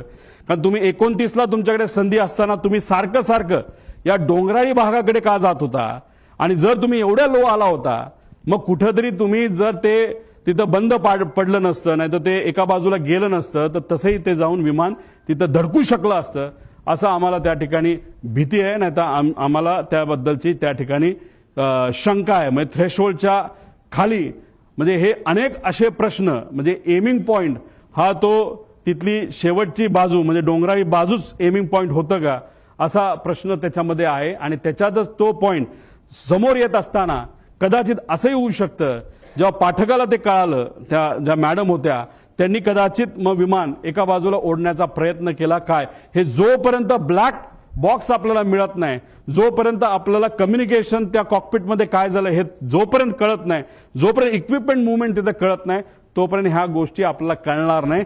त्यामुळे ह्या गोष्टींकडे खऱ्या अर्थाने लक्ष देण्याची जरूरत आहे. पुढे आता ह्याच्यामध्ये आपण जर बघितलं तर तुम्ही सुद्धा गाडी चालवत बाहेर जावा, एखादं कुत्रं मध्ये आलं, माणूस मध्ये आला आणि तुम्हाला माहिती आहे आता तुमचा ऍक्सिडेंट होणार आहे, कितीही तुम्ही शांत असला तरी तुम्ही एखादी शिवी द्याल, तुम्ही चिडाल, तुम्ही त्याकडे रागवून बघाल, काहीतरी तुम्ही कराल. आता याच्यामध्ये आपल्यासारखं म्हणजे सामान्य लोकांसारखं कुणी रिॲक्ट केलं? जेव्हा 8:43:55 फील्ड इन साईड जेव्हा पाठक मॅडम त्या ठिकाणी बोलल्या, तेव्हा तिथं 8:44:13 म्हणजे जेव्हा ते टिल्ट झालं, तेव्हा मॅडम म्हणाल्या होत्या ओ शेट ओ शेट. हे त्यांचं रिॲक्शन आहे, हे त्या मॅडमचं रिॲक्शन आहे, को पायलटचं रिॲक्शन आहे. पण या पुऱ्या 5 मिनिटांमध्ये जेव्हा तो पीटीटी दाबला गेला होता, त्या पीटीटी जेव्हा दाबलं जातं तेव्हा फक्त को पायलटचा आवाज येत नसतो, पायलटचाही आवाज येत असतो. पायलट जर गाणं गात असेल, काय सुंदर सिनरी आहे, काय झाडं आहेत, काय झुडपं आहेत, असं पायलट बोलला तरी त्या पीटीटी मध्ये तो आवाज रेकॉर्ड होतो. आम्हाला जे कळलंय त्या मेन पायलटचा आवाज कुठेही तिथं येत नव्हता. मग पायलट झोपला होता का डोज ऑफ झाला होता का वेगळंच काहीतरी झालं होतं का मुद्दामून त्याच्या मनामध्ये एक निश्चय त्याचा होता की आता आपल्याला हे विमान काही झालं तरी जमिनीवर त्या ठिकाणी घेऊन जायचं आणि ऍक्सिडेंटच घडवायचा, असे अनेक प्रश्न निर्माण होतात. त्यामुळे ब्लॅक बॉक्समधून माहिती आणणं हे महत्वाचं आहे. ही नॅचरल रिॲक्शन होती, ओ शेट तिथं मेडे मेडे बोलावं लागतं. पण मेडे मेडे बोलण्याची सुद्धा मानसिकता त्या मॅडमची नव्हती. का? कारण का त्यांना या गोष्टीचं कदाचित काहीच माहीत नव्हतं. जेव्हा विमान हाताबाहेर गेलं, नाहीतर तिथं एक सर्किट ब्रेकर नावाचा एक बटन असतं, ते जर बटन बंद केलं तर विमानाच्या सगळ्या गोष्टी बंद होतात आणि विमान ज्या पद्धतीने एखादी बाटली आपण असं फेकू त्या पद्धतीने ते तिथं पडतं, जे तिथं पडताना आपण सगळ्यांनी बघितलेलं आहे. आणि त्यानंतर 11 सेकंद नाही तर 8 सेकंद नंतर हे क्रॅश झालेलं आहे. म्हणजे 8 सेकंदाचा त्याच्यामध्ये गॅप आहे. बटन जेव्हा शिफ्ट केलं गेलं तेव्हाच त्या पाठक मॅडमला, ज्या तज्ज्ञ होत्या पायलटच्या, आणि एक गोष्ट तुम्ही समजून घ्या, माझ्या माहितीनुसार हे क्रॉस व्हेरीफाय करावं लागेल, हे कपूर 16,000 तास दिसत असले तरी पाठक मॅडम ज्या 1600 तासाचं त्यांचं फ्लाइंग आहे ते फक्त लेअर जेटवर झालं होतं. आणि हे जे आहे आपले कपूर यांचं फ्लाइंग हे वेगळ्या वेगळ्या विमानात झालं होतं. त्यांचा अनुभव कदाचित लेअर जेटवर या पाठक मॅडमपेक्षा कमी होता. आणि ते कॅप्टन इन कमांड जेव्हा कमर्शियल एअरलाईन मध्ये होते तेव्हा कॅप्टन इन कमांड ते नव्हते. नजीकच्याच काळामध्ये कॅप्टन इन कमांड ते झाले होते, असं कुठंतरी शंका, नाही तर काही प्रमाणात काही लोकांकडनं माहिती आम्हाला आलेली आहे. त्याची माहिती घेऊन त्या डिटेलमध्ये जाणं हे अतिशय महत्वाचं आहे. त्यामुळे दादांचा दौरा का बदलला? विमानाची वेळ बदलली गेली का? पायलट खरंच बदलले का? का बदलले? असे काही प्रश्न आहेत. मग त्यानंतर केंद्रीय विमान मंत्रालयाचा अहवाल आलाय का, ATC ट्रान्सक्रिप्ट, आणि या अहवालामध्ये का त्याच्यामध्ये डिस्परन्सी आली, का त्याच्यामध्ये फरक आलेला आहे, मधील वेळेची विसंगती का आली, पायलट रडारचा 1 मिनिट आधीच ते जो ट्रान्सपॉन्डर आहे तो का बंद झाला, का बंद केला गेला, व्हिजिबिलिटी कमी असताना सुद्धा टेक ऑफ का झालं, जर टेक ऑफ पुण्याचं एअरपोर्ट बॅकअप पकडून केलं असेल तर लँड करण्याचा प्रयत्न का तिथं झाला, असा आमचा प्रश्न आहे. रनवे 29 अवेलेबल असताना, सेफ असताना, फ्लॅट असताना, कुठलंच टेन्शन तिथं नसताना, तिथं सूर्याचा पण त्रास नसताना सारखं सारखं मला रनवे 11च पाहिजे असं का त्या ठिकाणी सांगण्यात आलं? आधीच विमान कमी उंचीवर आणले गेले होते का? त्यानंतर शेवटच्या काही मिनिटात पायलट काहीच, जो मेन पायलट आहे, एवढी घटना जमीन जवळ येते, विमान टिल्ट होतंय, तिथं बंद पडतंय विमान, तरी तुम्ही काहीच बोलत नाही. याचा अर्थ काय?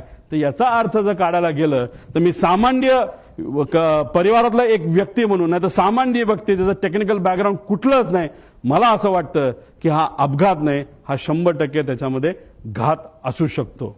आणि हीच माहिती आम्हाला सगळ्या इन्व्हेस्टिगेशन एजन्सीजकडनं पाहिजे. पण मग इन्व्हेस्टिगेशन एजन्सी, सरकारी एजन्सी हे योग्य पद्धतीने काम करू शकतं का? करू शकतं. पण लोकांच्या मनामध्ये शंका आहे.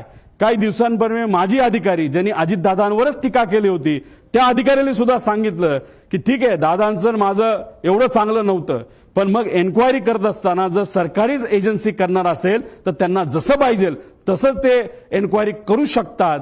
म्हणून आमचं परिवाराचं आणि कार्यकर्ता म्हणून आणि दादा हे आमचे नेते म्हणून आम्हाला ज्या काही शंका आहेत त्या शंका ह्या एक्सटर्नल एजन्सीकडनं त्या ठिकाणी घेणं अतिशय महत्वाचं आहे. ज्या नावं मी पुढे जाऊन तिथं आपल्याला सांग, BEA bureau of enquiry and analysis for civil aviation France ही एक चांगली कंपनी आहे. त्यानंतर AAIB UK ही दुसरी एक चांगली कंपनी आहे. नॅशनल ट्रान्सपोर्टेशन सेफ्टी बोर्ड, कारण का ही कंपनी बंबार्डियर ही कॅनेडियन कंपनी आहे, पण हे विमान मॅन्युफॅक्चर अमेरिकेत झालंय. अमेरिकात जे कुठलं विमान मॅन्युफॅक्चर होतं त्याचं इन्व्हेस्टिगेशन ही एजन्सी अमेरिकेची तिथं करते. त्यामुळे या तिघीपैकी ज्या कुठल्या चांगली आहे, नाहीतर त्यातल्या 2 एजन्सीकडे हे काम तिथं देण्यात आलं. सरकार करायचं करू द्या, आमचा त्यांच्यावर काही विश्वास नाही असं नाही, पण त्यांनाही करू, पण ही बॅकअप अशा एजन्सी त्याच्यामध्ये असणं आमच्या सर्वांसाठी अतिशय महत्वाचं आहे असं माझं मत आहे. एक स्लाइड आधी. आता ह्याच्यामध्ये आपण जर बघितलं तर फॉरेन्सिकची जी टीम आहे ती टीम दुर्दैवाने उशिरा आली. ती का उशिरा आली? त्यांनी खरंच आतापर्यंत काय केलं? CID ला काम दिलंय, चांगली गोष्ट आहे. आपण CID ला एअरपोर्टवर जाण्याची परवानगी आहे का? मी काही लोकांशी त्यांच्याशी बोललो, म्हणलं आतापर्यंत काय झालं? ते म्हणले आतापर्यंत आम्ही CCTVचे फुटेज घेतले. म्हणलं कुठले घेतले? ते म्हणले आम्ही एअरपोर्टचे घेतले. म्हणलं बाकीचं नाही. मग आम्ही एका अधिकाऱ्याशी चर्चा केली, अरे बाबा तुम्ही एवढा वेळ जर लावणार असाल, ह्याच्यामध्ये जर वेळ घालवणार असाल तर ते जी कंपनी आहे ते सगळे पेपर मॅन्युपुलेट करू शकते, सगळा एव्हिडन्स मॅन्युपुलेट केला जाऊ शकतो. थोडे दिवस थांबू, लोक विसरून जातील. लोक विसरणार नाहीत. आम्हाला ही माहिती पाहिजे म्हणजे पाहिजे. त्यामुळे सीआयडी विश्वास नाही असं नाही, पण त्यांना पूर्ण अथॉरिटी नसणार आहे. कारण विमानतळावर गेल्यानंतर पोलिसाला, खाकी वर्दीच्या व्यक्तीला आज जाण्याची परवानगी तिथं नसते. तिथं सीआयएसएफ असेल, नाहीतर केंद्रीय जे काही एजन्सीज असतील त्याच तिथं जातात. नाहीतर इन्व्हेस्टिगेशन करायचं असेल तर सीआयडी करू शकत नाही. करू शकतं, कपॅसिटी आहे, पण ते कुठलं तर क्रिमिनल म्हणजे कुठं खून झाला, कुठं काय झालं. पण हा विषय हा एअरपोर्ट अथॉरिटीच्या रिलेटेड आहे. त्यामुळे अशीच एजन्सी द्यावी लागेल जी अनुभवी आहे. एक आपली इंडियाची घ्या आणि बाहेरच्या 2 घ्या, अशी आमच्या सगळ्यांची त्याच्यामध्ये मागणी आहे. पुढं पुढं हे सगळे विषय आहेत. आणि एक महत्वाचा विषय तुम्हाला सांगतो की जेव्हा केव्हा तुम्ही पूर्वीचे दादांचे व्हिडिओज तिथं बघितले असतील, त्या व्हिडिओजमध्ये दादा प्लॅस्टिकची बॉटल घेऊन तिथं काही गोष्टी करताना बघितलं असेल. पाणी पिताना प्लॅस्टिकच्या बॉटलमध्ये पाणी पिताना तुम्ही बघितलं असेल. आणि मग पण नजीकच्या काळामध्ये म्हणजे हे जे काय आहे,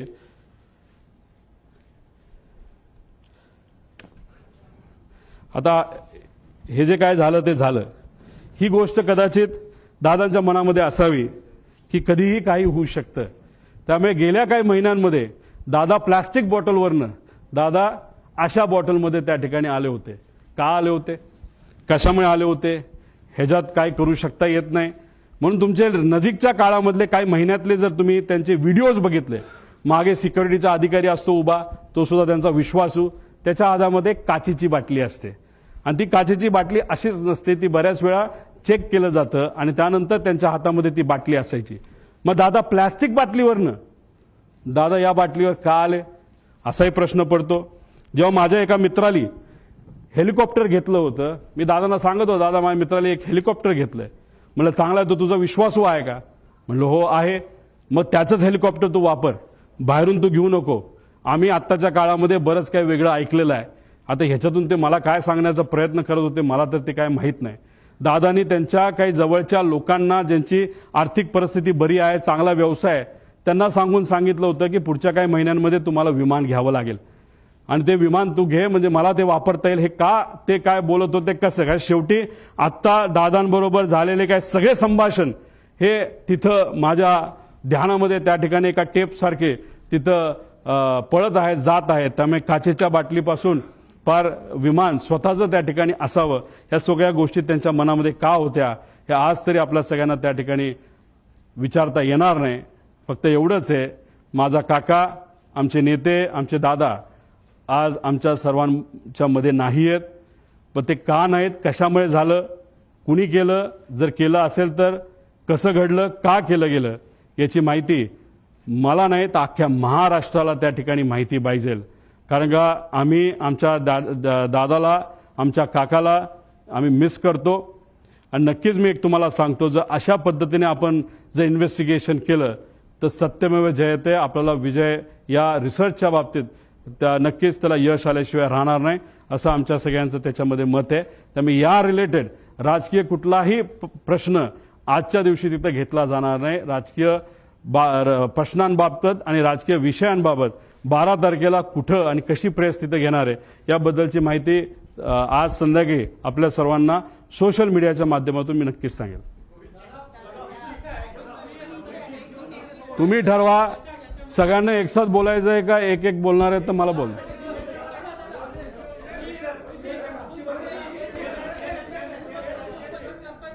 हा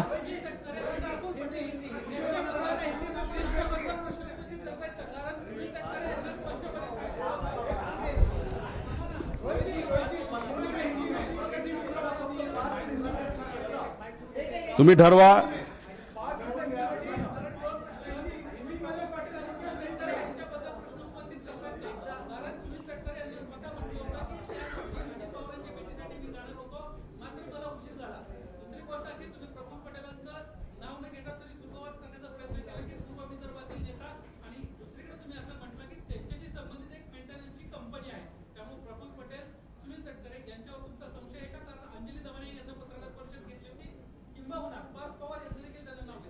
एक तुम्ही समजून घ्या, हा अपघात होता का घात होता असा प्रश्न तुम्ही केला तर आमची शंका, म्हणजे माझी आणि असंख्य महाराष्ट्रातल्या लोकांची शंका आहे की हा घात होता. आत्ता तुम्ही जर प्रेझेंटेशन बघितलं असेल तर 60-70 पानाचं मी प्रेझेंटेशन केलं. एक एक गोष्ट जी घडली, कशी घडली, कोण बैठकीला आलं होतं, कोणाचं विमान होतं, कोणाचं काय होतं, जी जी काय माहिती आमच्यापर्यंत आली ती माहिती ही तुमच्यापर्यंत पोहोचवलेली आहे. या प्रेझेंटेशनच्या माध्यमातून यांच्यावर ऑब्जेक्शन घेतोय, शंका घेतोय का त्यांच्यावर शंका घेतोय असं अजिबात कुठंच नाही. मी वस्तुस्थिती तुम्हाला सांगितली. पण या बाबतीत विमान कंपनी जी VSR आहे, एरो नावाची हँडलिंग कंपनी आणि जो कपूर नावाचा पायलट होता, या 3 कंपन्या आणि व्यक्तीवर आमची शंका आहे.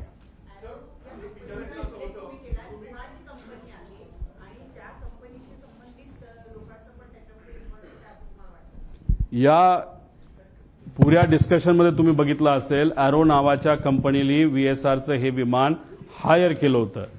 ते सरकारी GR प्रमाणे केलं होतं. साई आणि एरो या 2 कंपन्या यांनाच तिथं कॉन्ट्रॅक्ट दिलेला आहे की VIPंना विमान देण्याचं. आणि मग 15 ते 31 तारखेपर्यंत एरोची जबाबदारी त्याच्यामध्ये होती. एरोने ते बुकिंग केलं होतं. तो कोण पवार का कोण नावाचा जो माणूस आहे तो हँडलर आहे, तो एरोचा हँडलर आहे. त्यांनी सांगितलं होतं की व्हिजिबिलिटी ऑल ओके. म्हणजे कुठे ते मिसरिप्रेझेंटेशन झालं. ती कंपनी कोणाची कशी अजूनपर्यंत मला तरी काय माहिती मिळालेली नाही. पण बऱ्याच राज्यामध्ये आज जे कुठले सत्तेत आहेत त्या राज्यांबरोबर ती कंपनी काम करते असं मात्र त्या ठिकाणी आम्हाला कळालेलं. म्हणजे बऱ्याच मोठ्या लोकांचा त्यांचा संपर्क नाही तर ओळख असावी असं वाटतंय. सर, तुम्ही म्हणालात की CID ही कॉम्पिटंट एजन्सी नाही या प्रोब करता. तुम्ही ह्याच्यात हायकोर्ट और सुप्रीम कोर्ट मॉनिटर्ड प्रोबची स्पेसिफिक डिमांड करताय का? DGCAवर आमचा विश्वास आहे. पण बघा, एक तुम्ही समजून घ्या, सरकारवर आमचं ॲलिगेशन नाही, कोणावर ॲलिगेशन नाही. पण ज्या गोष्टी घडल्या असाव्यात, अशा पद्धतीने काय गोष्टी झाल्या असाव्यात, या पद्धतीची आमची शंका आहे. ती शंका पूर्ण करत असताना CID बद्दल आपल्या सगळ्यांना माहिती आहे. आता तिथं विमानाच्या म्हणजे एअरपोर्टवर पोलीस अधिकाऱ्यांना अलाउड नसतं. मग CID ह्या गोष्टी कशा करू शकतं? कारण हे शेवटी एक्सपर्ट ओपिनियन याच्यामध्ये लागणार आहे. मग एक्सपर्ट ओपिनियन कोणाकडे? अशा भारताच्या बाहेरच्या 1-2 कंपन्या तुम्ही हायर करा. या इन्व्हेस्टिगेशनमध्ये त्यांना तुम्ही ताकद घ्या. DGCAला सुद्धा एक टीम तुम्ही त्या ठिकाणी तयार करा. आणि अजून एक गोष्ट, ब्लॅक बॉक्स जेव्हा तुम्ही त्याचा अभ्यास कराल, त्याचं जे पूर्ण रेकॉर्डिंग आहे, कारण गुजरातला जो ऍक्सिडेंट झाला त्याचं पूर्ण रेकॉर्डिंग पब्लिककडे मिळालेलं नाही. सिलेक्टेड गोष्टींचं रेकॉर्डिंग बाहेर आलेलं आहे. आमची मागणी आहे, ब्लॅक बॉक्स मधलं जे कुठलं तिथं रेकॉर्डिंग आहे, जे पूर्णपणे परिवारातल्या एका व्यक्तीला नाहीतर काही ठराविक लोकांना एक्सपर्ट बरोबर ते बघण्याची संधी सरकारकडनं त्याच्यामध्ये देण्यात यावी. आणि त्याच्याच बरोबर जे काही डिव्हाइसेस नाहीतर जी काही तिथं इक्विपमेंट्स होती त्याची जी मुवमेंट असेल ती सुद्धा आम्ही एखाद्या तज्ज्ञाकडनं त्या ठिकाणी त्याचा अभ्यास करू. त्यामुळे CIDवर आम्ही आक्षेप घेत नाही. पण कधी कधी काय होतं, एका एजन्सीचं नाव दिल्यानंतर सामान्य लोकांना असं वाटतं, अरे CID का बघते, कारण का एका मोठ्या सिरियलचं नाव CID होतं तर लोकांना वाटतं लय भारी काम, ते चांगलंच काम करतात. पण या टिपिकल घटनेबद्दल ते चांगलं काम करतील कारण का हे त्यांचं एक्सपर्टीज नाही. म्हणून जे एक्सपर्ट आहेत, डॉक्टर जर हृदयाचा असेल तर हृदयाच्याच डॉक्टरकडे जावं लागतं, डोळ्याच्या डॉक्टरकडे जाऊन चालत नाही असं आमचं मत आहे. गेल्या 10 दिवसामध्ये तुम्ही सांगितल्याप्रमाणे गेल्या 10 दिवसामध्ये फक्त CCTV चेक करतायत, ते सुद्धा एअरपोर्टवरचेच. त्यामुळे कुठेतरी सरकार सुद्धा या चौकशीच्या घेऱ्यामध्ये आहे की या सगळ्या जी दुर्घटना झालेली आहे त्या दुर्घटनेमध्ये सरकार सुद्धा चौकशी पूर्णपणे लवकरात लवकर करावी याच्यापासून दूर पळतंय. कुठेतरी काही प्रमाणात राजकीय दृष्टिकोनातून नाही पण व्यावहारिक दृष्टिकोनातून कंपनीकडनं काय गोष्टी दाबण्यात येतात असं आमचं त्याच्यामध्ये मत आहे. CCTV फुटेज मुंबई एअरपोर्टचं अजूनपर्यंत घेतलं असं मला वाटत नाही. त्यांनी कुठलं एअरपोर्टचं घेतलं तर बारामती एअरपोर्टचं घेतलेलं आहे. अतिशय स्लो पद्धतीचा इन्व्हेस्टिगेशन हे दुर्दैवाने आता चालू आहे असं आपल्याला म्हणावं लागेल. आतापर्यंत बऱ्यापैकी कन्क्लुजन व्हायला पाहिजे होतं. महाराष्ट्राचा, या देशातलं सगळ्यात प्रगतिशील राज्य, त्याचा उपमुख्यमंत्री, या राज्यातला सर्वात जे काही प्रमुख 3 मोठे नेते असतील त्यातला एक नेता हा एका अपघातात त्या ठिकाणी मृत्युमुखी पडतो आणि त्याच्या बाबतीत तुम्ही काहीच जर तिथं इन्व्हेस्टिगेशन करत नसाल नाही तर संत गतीने करत असाल तर असं थोडंसं दिसतं की या इन्व्हेस्टिगेशनमध्ये काही लोकांना कदाचित रसच नाही. म्हणून अशी गोष्ट दिसू नये. मॅन्युप्युलेशन होण्यापूर्वी आणि मॅनेज होण्यापूर्वी इन्व्हेस्टिगेशन पूर्ण झालं पाहिजे. 2023 सारखं जर झालं तर हे फार घातक ठरेल. दुसरी गोष्ट VSRचे सगळे कॉन्ट्रॅक्ट कॅन्सल करण्यात यावे. अजून सुद्धा VIP त्यांच्याच विमानाने तिथे ट्रॅव्हल करतायत, त्यांच्या सुद्धा जीवाला धोका हा होऊ शकतो. त्यामुळे त्याच्या सगळ्या सर्व्हिसेस तुम्ही कॅन्सल करा आणि सगळ्या लोकांना तुम्ही ताब्यात घेऊन प्रॉपर इन्व्हेस्टिगेशन करा असं आमचं मत आहे.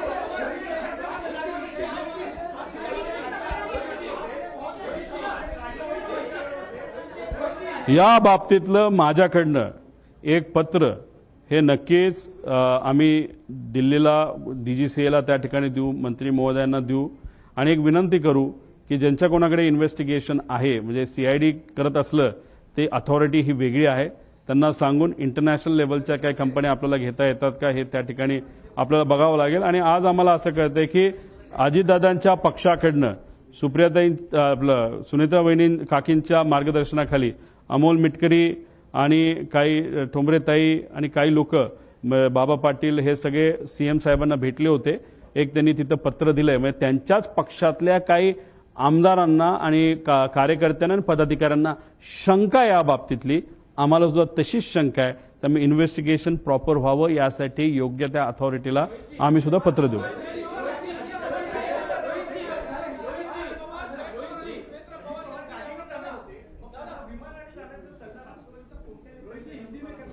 मगाशी तुम्हाला सगळं मी त्या ठिकाणी सांगितलेलं आहे. कुणी काही सल्ला वगैरे त्या ठिकाणी दिला नसेल, पण लेट का झालं हे फक्त मी तुम्हा सर्वांना सांगितलं. तुम्ही सगळेच एक साथ बोलता, मला कसं कळणार आहे?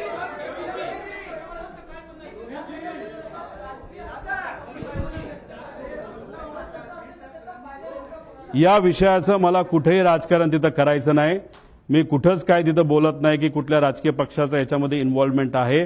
याच्यामध्ये नक्कीच घात झाला एवढं मात्र त्या ठिकाणी मी म्हणतो.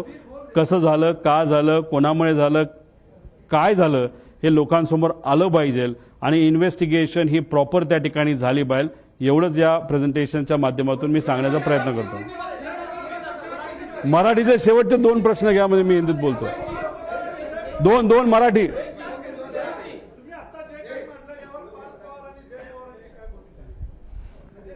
त्यांच्याशी बेसिक चर्चा करत असताना काही प्रमाणात त्यांना सुद्धा शंका आहे आणि शंका असल्यामुळे अमोल मिटकरी गेले ना CM कडे. त्यांच्याच पक्षातले आमदार आणि कार्यकर्ते मग ते का गेले असतील? शंका असल्याशिवाय ते जाणार नाही. त्यांना शंका आहे, माझ्याकडे मला पण शंका आहे. थोडा मी अभ्यास जास्त केलेला आहे, तो मात्र तुमच्या समोर सगळ्यांसमोर तिथे दिलेला आहे.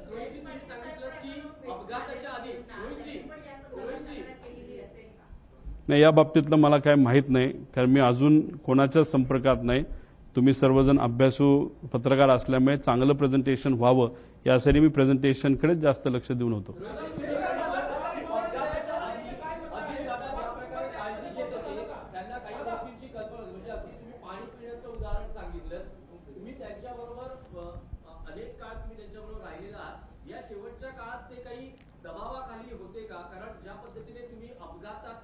संशय व्यक्त करता काही तुम्हाला त्यामागे घातपातामागे काही वाटतंय का की कोणी असू शकतं किंवा काय कारण प्राथमिक अंदाज असू शकतो? अजितदादांवर दबाव टाकणं तसं सोपं नव्हतं. लढवया नेता त्याच्यामध्ये होते ते, पण काळजी नक्कीच ते तिथे घेत होते. मी फक्त एक उदाहरण सांगितलं, त्याच्या मागचं कारण मला माहीत नाही. प्लॅस्टिकच्या बॉटलमध्ये टॅम्परिंग होऊ शकतं, त्या पाण्यामध्ये काही मिक्स केलं जाऊ शकतं, म्हणून त्यांनी ती बॉटल प्लास्टिकवरनं ग्लास बॉटलकडे ते तिथं वळले. हेलिकॉप्टरच्या बाबतीत मी माझा स्वतःचा अनुभव तुम्हाला तिथं सांगितला. म्हणजे काळजी कुठं ना कुठे ती त्या ठिकाणी ती होती. पाण्याच्या बाबतीत त्यांनी ॲक्शन नक्कीच तिथं घेतली. जर त्यांच्या मनामध्ये विमानाच्या बाबतीत सुद्धा जर शंका होती तर तिथं जर वेगळी ॲक्शन त्यांनी घेतली असती तर दादा आज आपल्याबरोबर असते.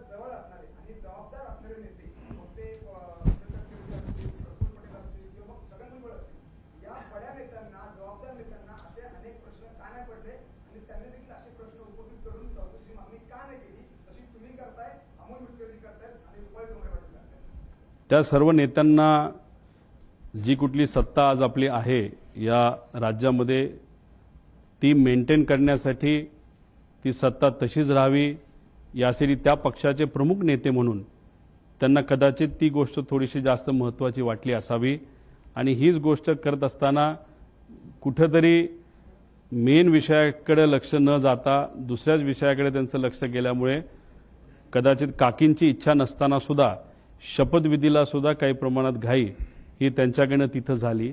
सगळ्यांच्या प्रायोरिटी आणि महत्त्वाच्या गोष्टी वेगळ्या असतात. आम्ही आज दुःखात आहोत. आम्हाला माहिती पाहिजे की काका आमचे दादा हा जो ॲक्सिडेंट झाला तो कशामुळे झाला ही आमची प्रायोरिटी आहे. हे आमच्यासाठी महत्त्वाचं आहे आणि हीच गोष्ट काकींसाठी सुद्धा महत्त्वाची आहे. पार्थ आणि जयला पण महत्त्वाची आहे. पण ह्या नेत्यांना काय महत्त्वाचं आहे हे मी सांगण्यापेक्षा गेल्या 13 दिवसामध्ये लोकांनीच बऱ्याच काही गोष्टी तुमच्या माध्यमातून बघितलेल्या आहेत.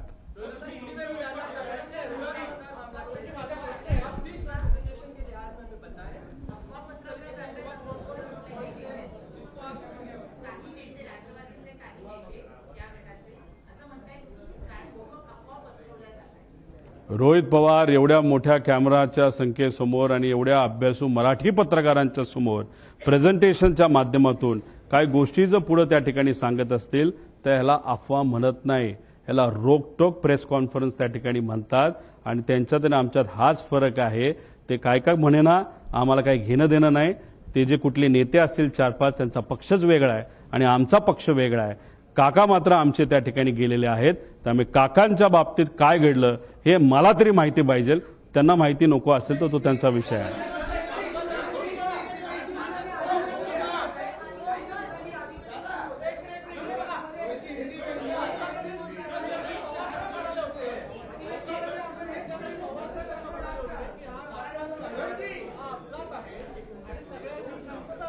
आज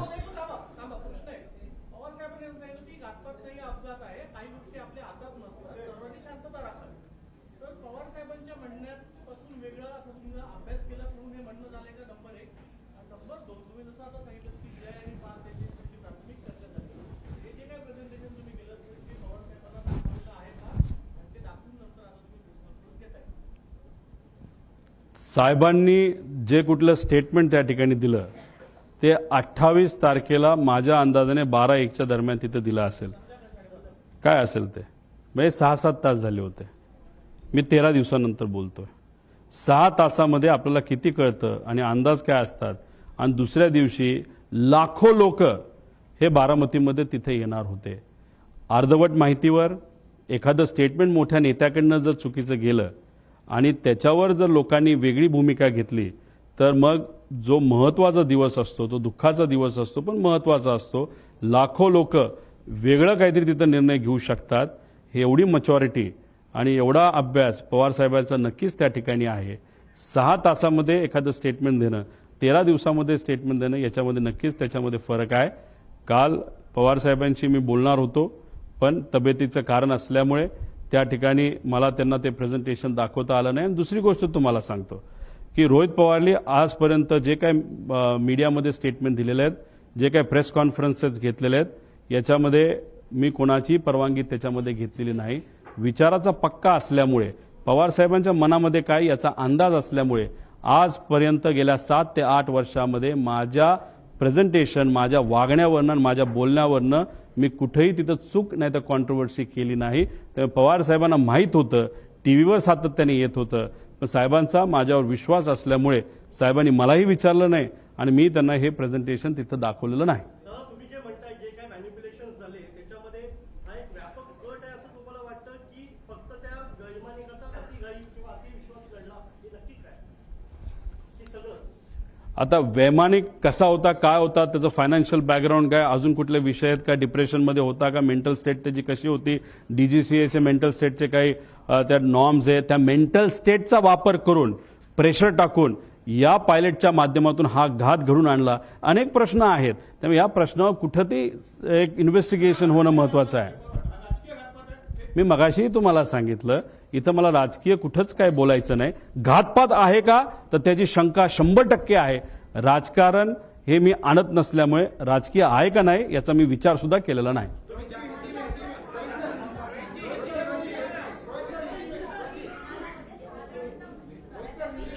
तो 6चा जो आकडा होता तो चुकीचा होता. त्याच्यामध्ये कॅल्क्युलेशनमध्ये चूक झाली. तो जो मेन रिपोर्ट असतो की किती लोक त्या विमानामध्ये आहे तो रिपोर्ट आमच्याकडे आहे. त्यामुळे उगाच दाखवायचं आणि प्रेझेंटेशन लांबवायचं म्हणून नको त्या गोष्टी याच्यामध्ये दिलेल्या नाहीत. त्यामुळे त्या 6च्या आकड्याला कुठंच काही महत्व नाही.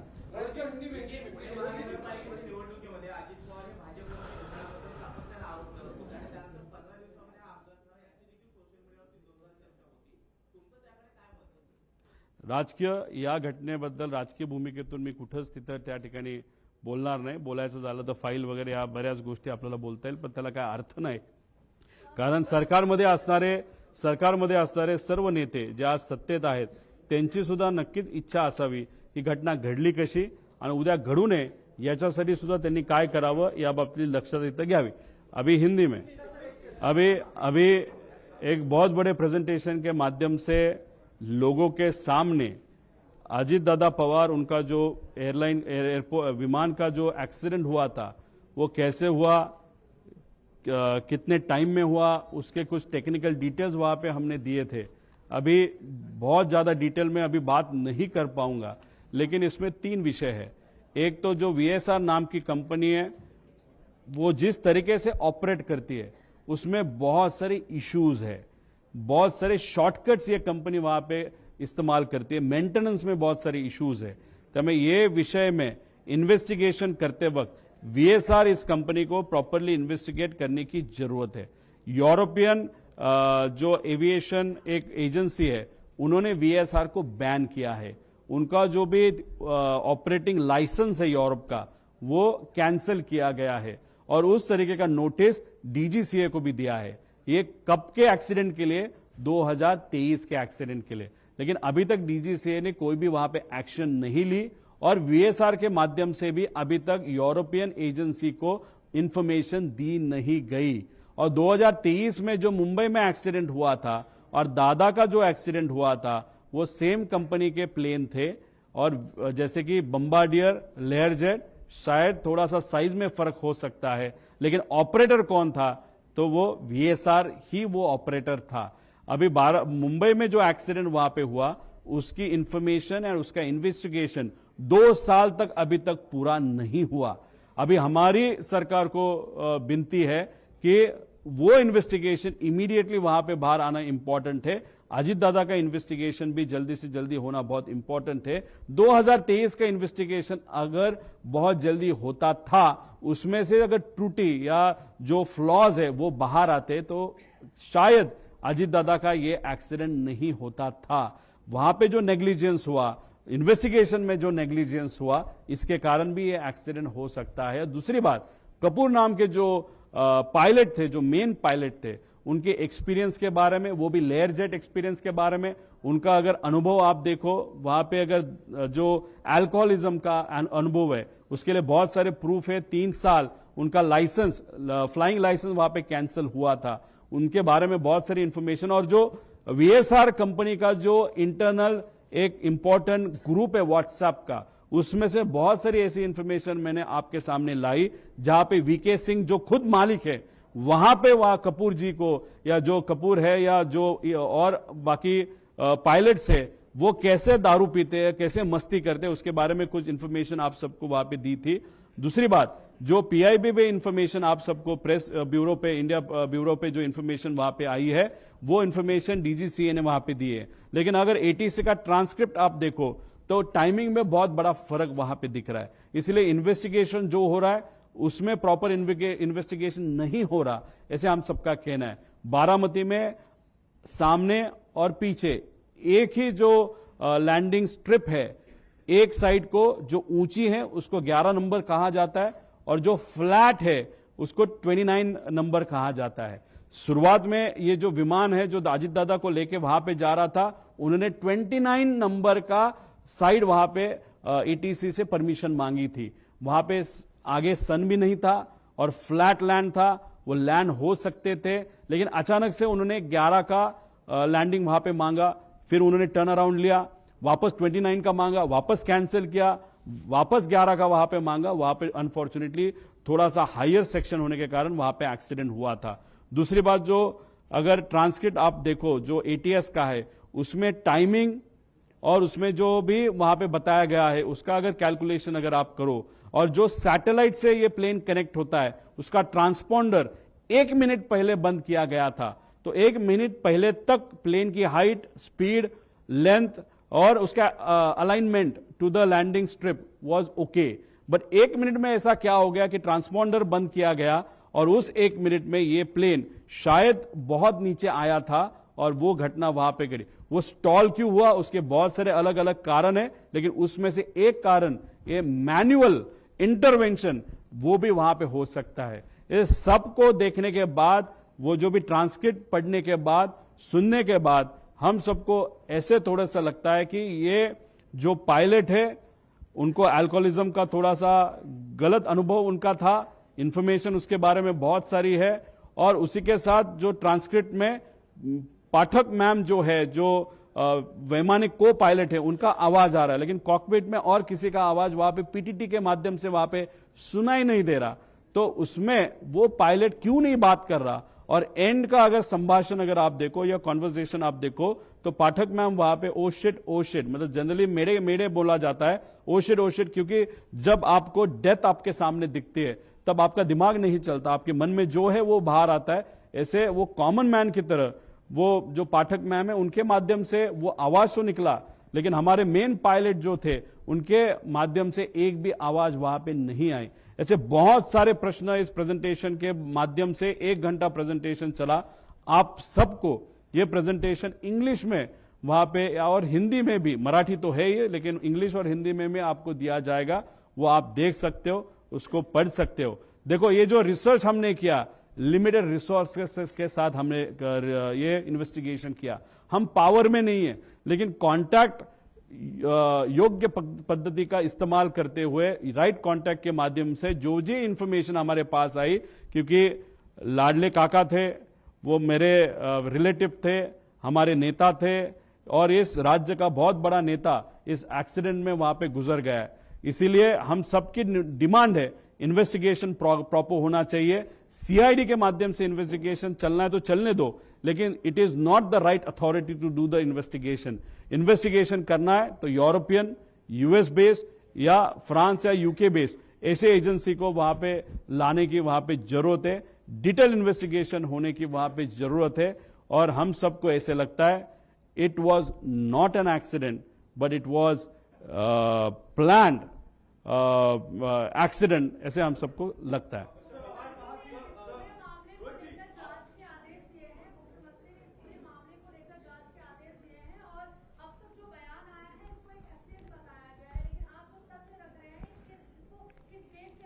मैडम, अगर मुझे हार्ट में पेन हो रहा है, चेस्ट में पेन हो रहा है, तो मैं हार्ट के डॉक्टर के पास जाऊंगा, मैं आंखों के डॉक्टर के पास नहीं जाऊंगा।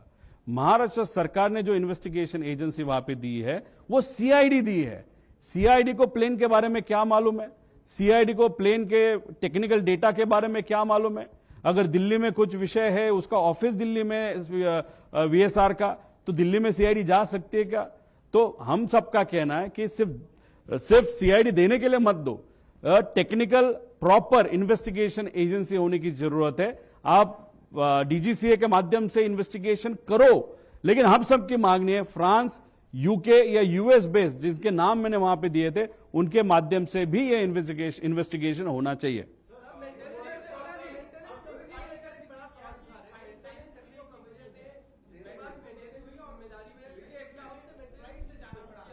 100% मेंटेनेंस के बारे में इस कंपनी के माध्यम से नेग्लिजेंस वहां पे हुआ है। इस कंट्री में सिर्फ 2 एमआरओज है, और एक थर्ड एमआरओ जो है वो प्राइवेटली इस कंपनी का एमआरओ वहां पे था। अभी ये एमआरओ में कौन काम कर रहा था, ये जो वीएसआर है, लेकिन ये सिर्फ खुद के लिए ये एमआरओ इस्तेमाल करते थे, इसलिए वो मेंटेनेंस का क्वालिटी स्टाफ, ये स्टाफ कहां से आया है, कहां पे काम किया, क्या अनुभव है, ये सब कुछ जानने की जरूरत है। इसलिए ये पूरा जो चेन है, क्वालिटी का भी, पायलट का भी, और जो एक्स अधिकारी या पायलट इस कंपनी में जो काम करते थे उनको भी इन्वेस्टिगेट करके उनसे भी इंफॉर्मेशन निकालने की जरूरत है।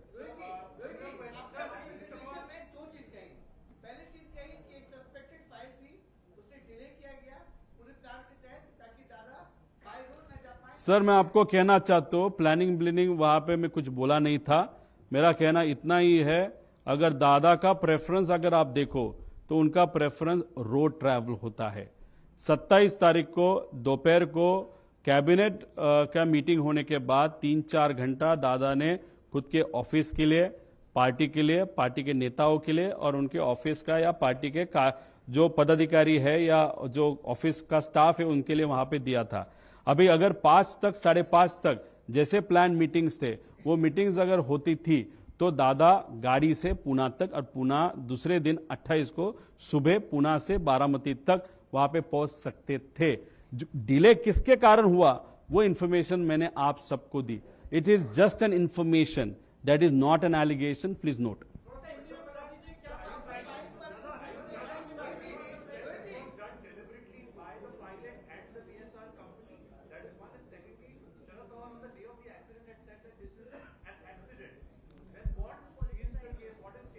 See, I am talking to you after 13 days. Whatever information I have got, I have shown it to you. I have not kept anything secret. I have shown everything to you. When Pawar Saab commented, he commented 6 to 7 hours after the accident. Till then, no information was there with him.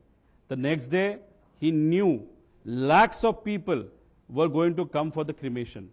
And if on no data, less data or incomplete data, if a big leader like Pawar Saab says something and if it is wrong and if something happens the other day, then in that process, common man would have got hurt. So looking at that, he must have stated that, and after 13 days, after going through all the papers and information what I have got, though I am not in power, but whatever information I have got, I have presented in front of you. I got little better time, but if I have got little more time, I may go in detail and get more information. But I am requesting the state government and the central government that you are in power, you have got all the resources. Please, before the papers get manipulated, you do the investigation. Yes, I am doubting VSR as the company, Arrow as the company, and looking at the history of the pilot. If you look at the interaction on the WhatsApp of the private group of that particular company, if you look at it, definitely looking at the past, you can doubt the pilot himself, the main pilot himself. I am not talking about the co-pilot. I am talking about the main pilot.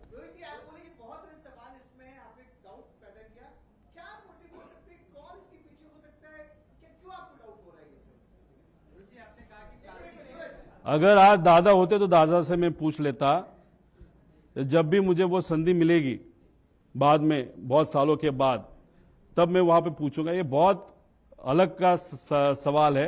देखो अभी ये चीजें मुझे मालूम नहीं, जो मालूम है मैंने दिखाई। इसमें से इन्वेस्टिगेशन अभी होगा और इस इन्वेस्टिगेशन के माध्यम से पता चलेगा क्यों ये किया गया, किस लिए, क्या विषय थे, किसका आर्थिक नुकसान वहां पे हो रहा था। कुछ दादा निर्णय लेने वाले थे, दादा के पास कुछ इंफॉर्मेशन था, या दादा कुछ ऐसा निर्णय लेने वाले थे जिसका नुकसान कोई किसी को होने वाला था। ऐसे बहुत सारे प्रश्न वहां पे निर्माण होते हैं, लेकिन कंक्लूजन आज ही आज लेना है क्या? तो नहीं। अगर आज मैं कंक्लूजन यहां पे दूंगा तो मैं पॉलिटिसाइज इस विषय को कर रहा हूं, मेरे काका का एक्सीडेंट को मैं पॉलिटिसाइज कर रहा हूं, ऐसे मुझे लगता है। इसलिए हमको और इंफॉर्मेशन निकालने की जरूरत है। थैंक यू दादा, बस।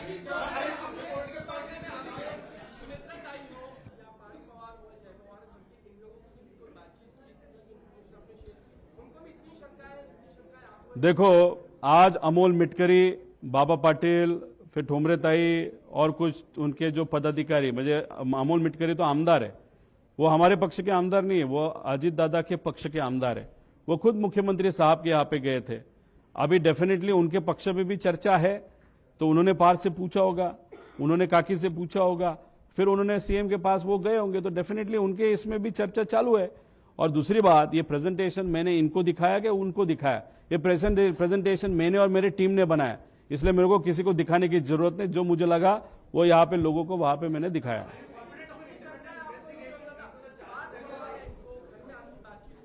जब भी वहां पे उनके साथ बातचीत हुई थी, थोड़े टाइम के लिए वहां पे हुई थी, उनके मन में भी इस बारे में थोड़ी शंका है और उसके कारण ही उन्होंने उनके टीम के जो अमोल मिटकरी उनको बोला होगा कि जाके सीएम साहब से तू मिल ले। मैं अलग पार्टी का अलग कार्यकर्ता हूं, लेकिन काका तो मेरे भी थे, अंकल मेरे भी थे, इसलिए मुझे तो डाउट है ये प्रेजेंटेशन के माध्यम से जो आज तक आपके सामने नहीं आया वो मैं लाने की कोशिश वहां पे किया हूं। See, I am definitely confident that the state government and the central government would appoint an independent agency, that too from the agencies which I have suggested. Because the state government and the central government, they also want the actual investigation should happen. And if they really want the actual investigation to happen, they will do it through right authority like DGCA. Plus, as we are requesting them that please take an external agency also. I have that urge. So I am pretty sure the central government and the state government, because they are together in power. He's just my uncle. But for them, he was their partner. So for partners' benefit and to find out who actually did it and what exactly happened, they will definitely agree to my request. That is what I feel.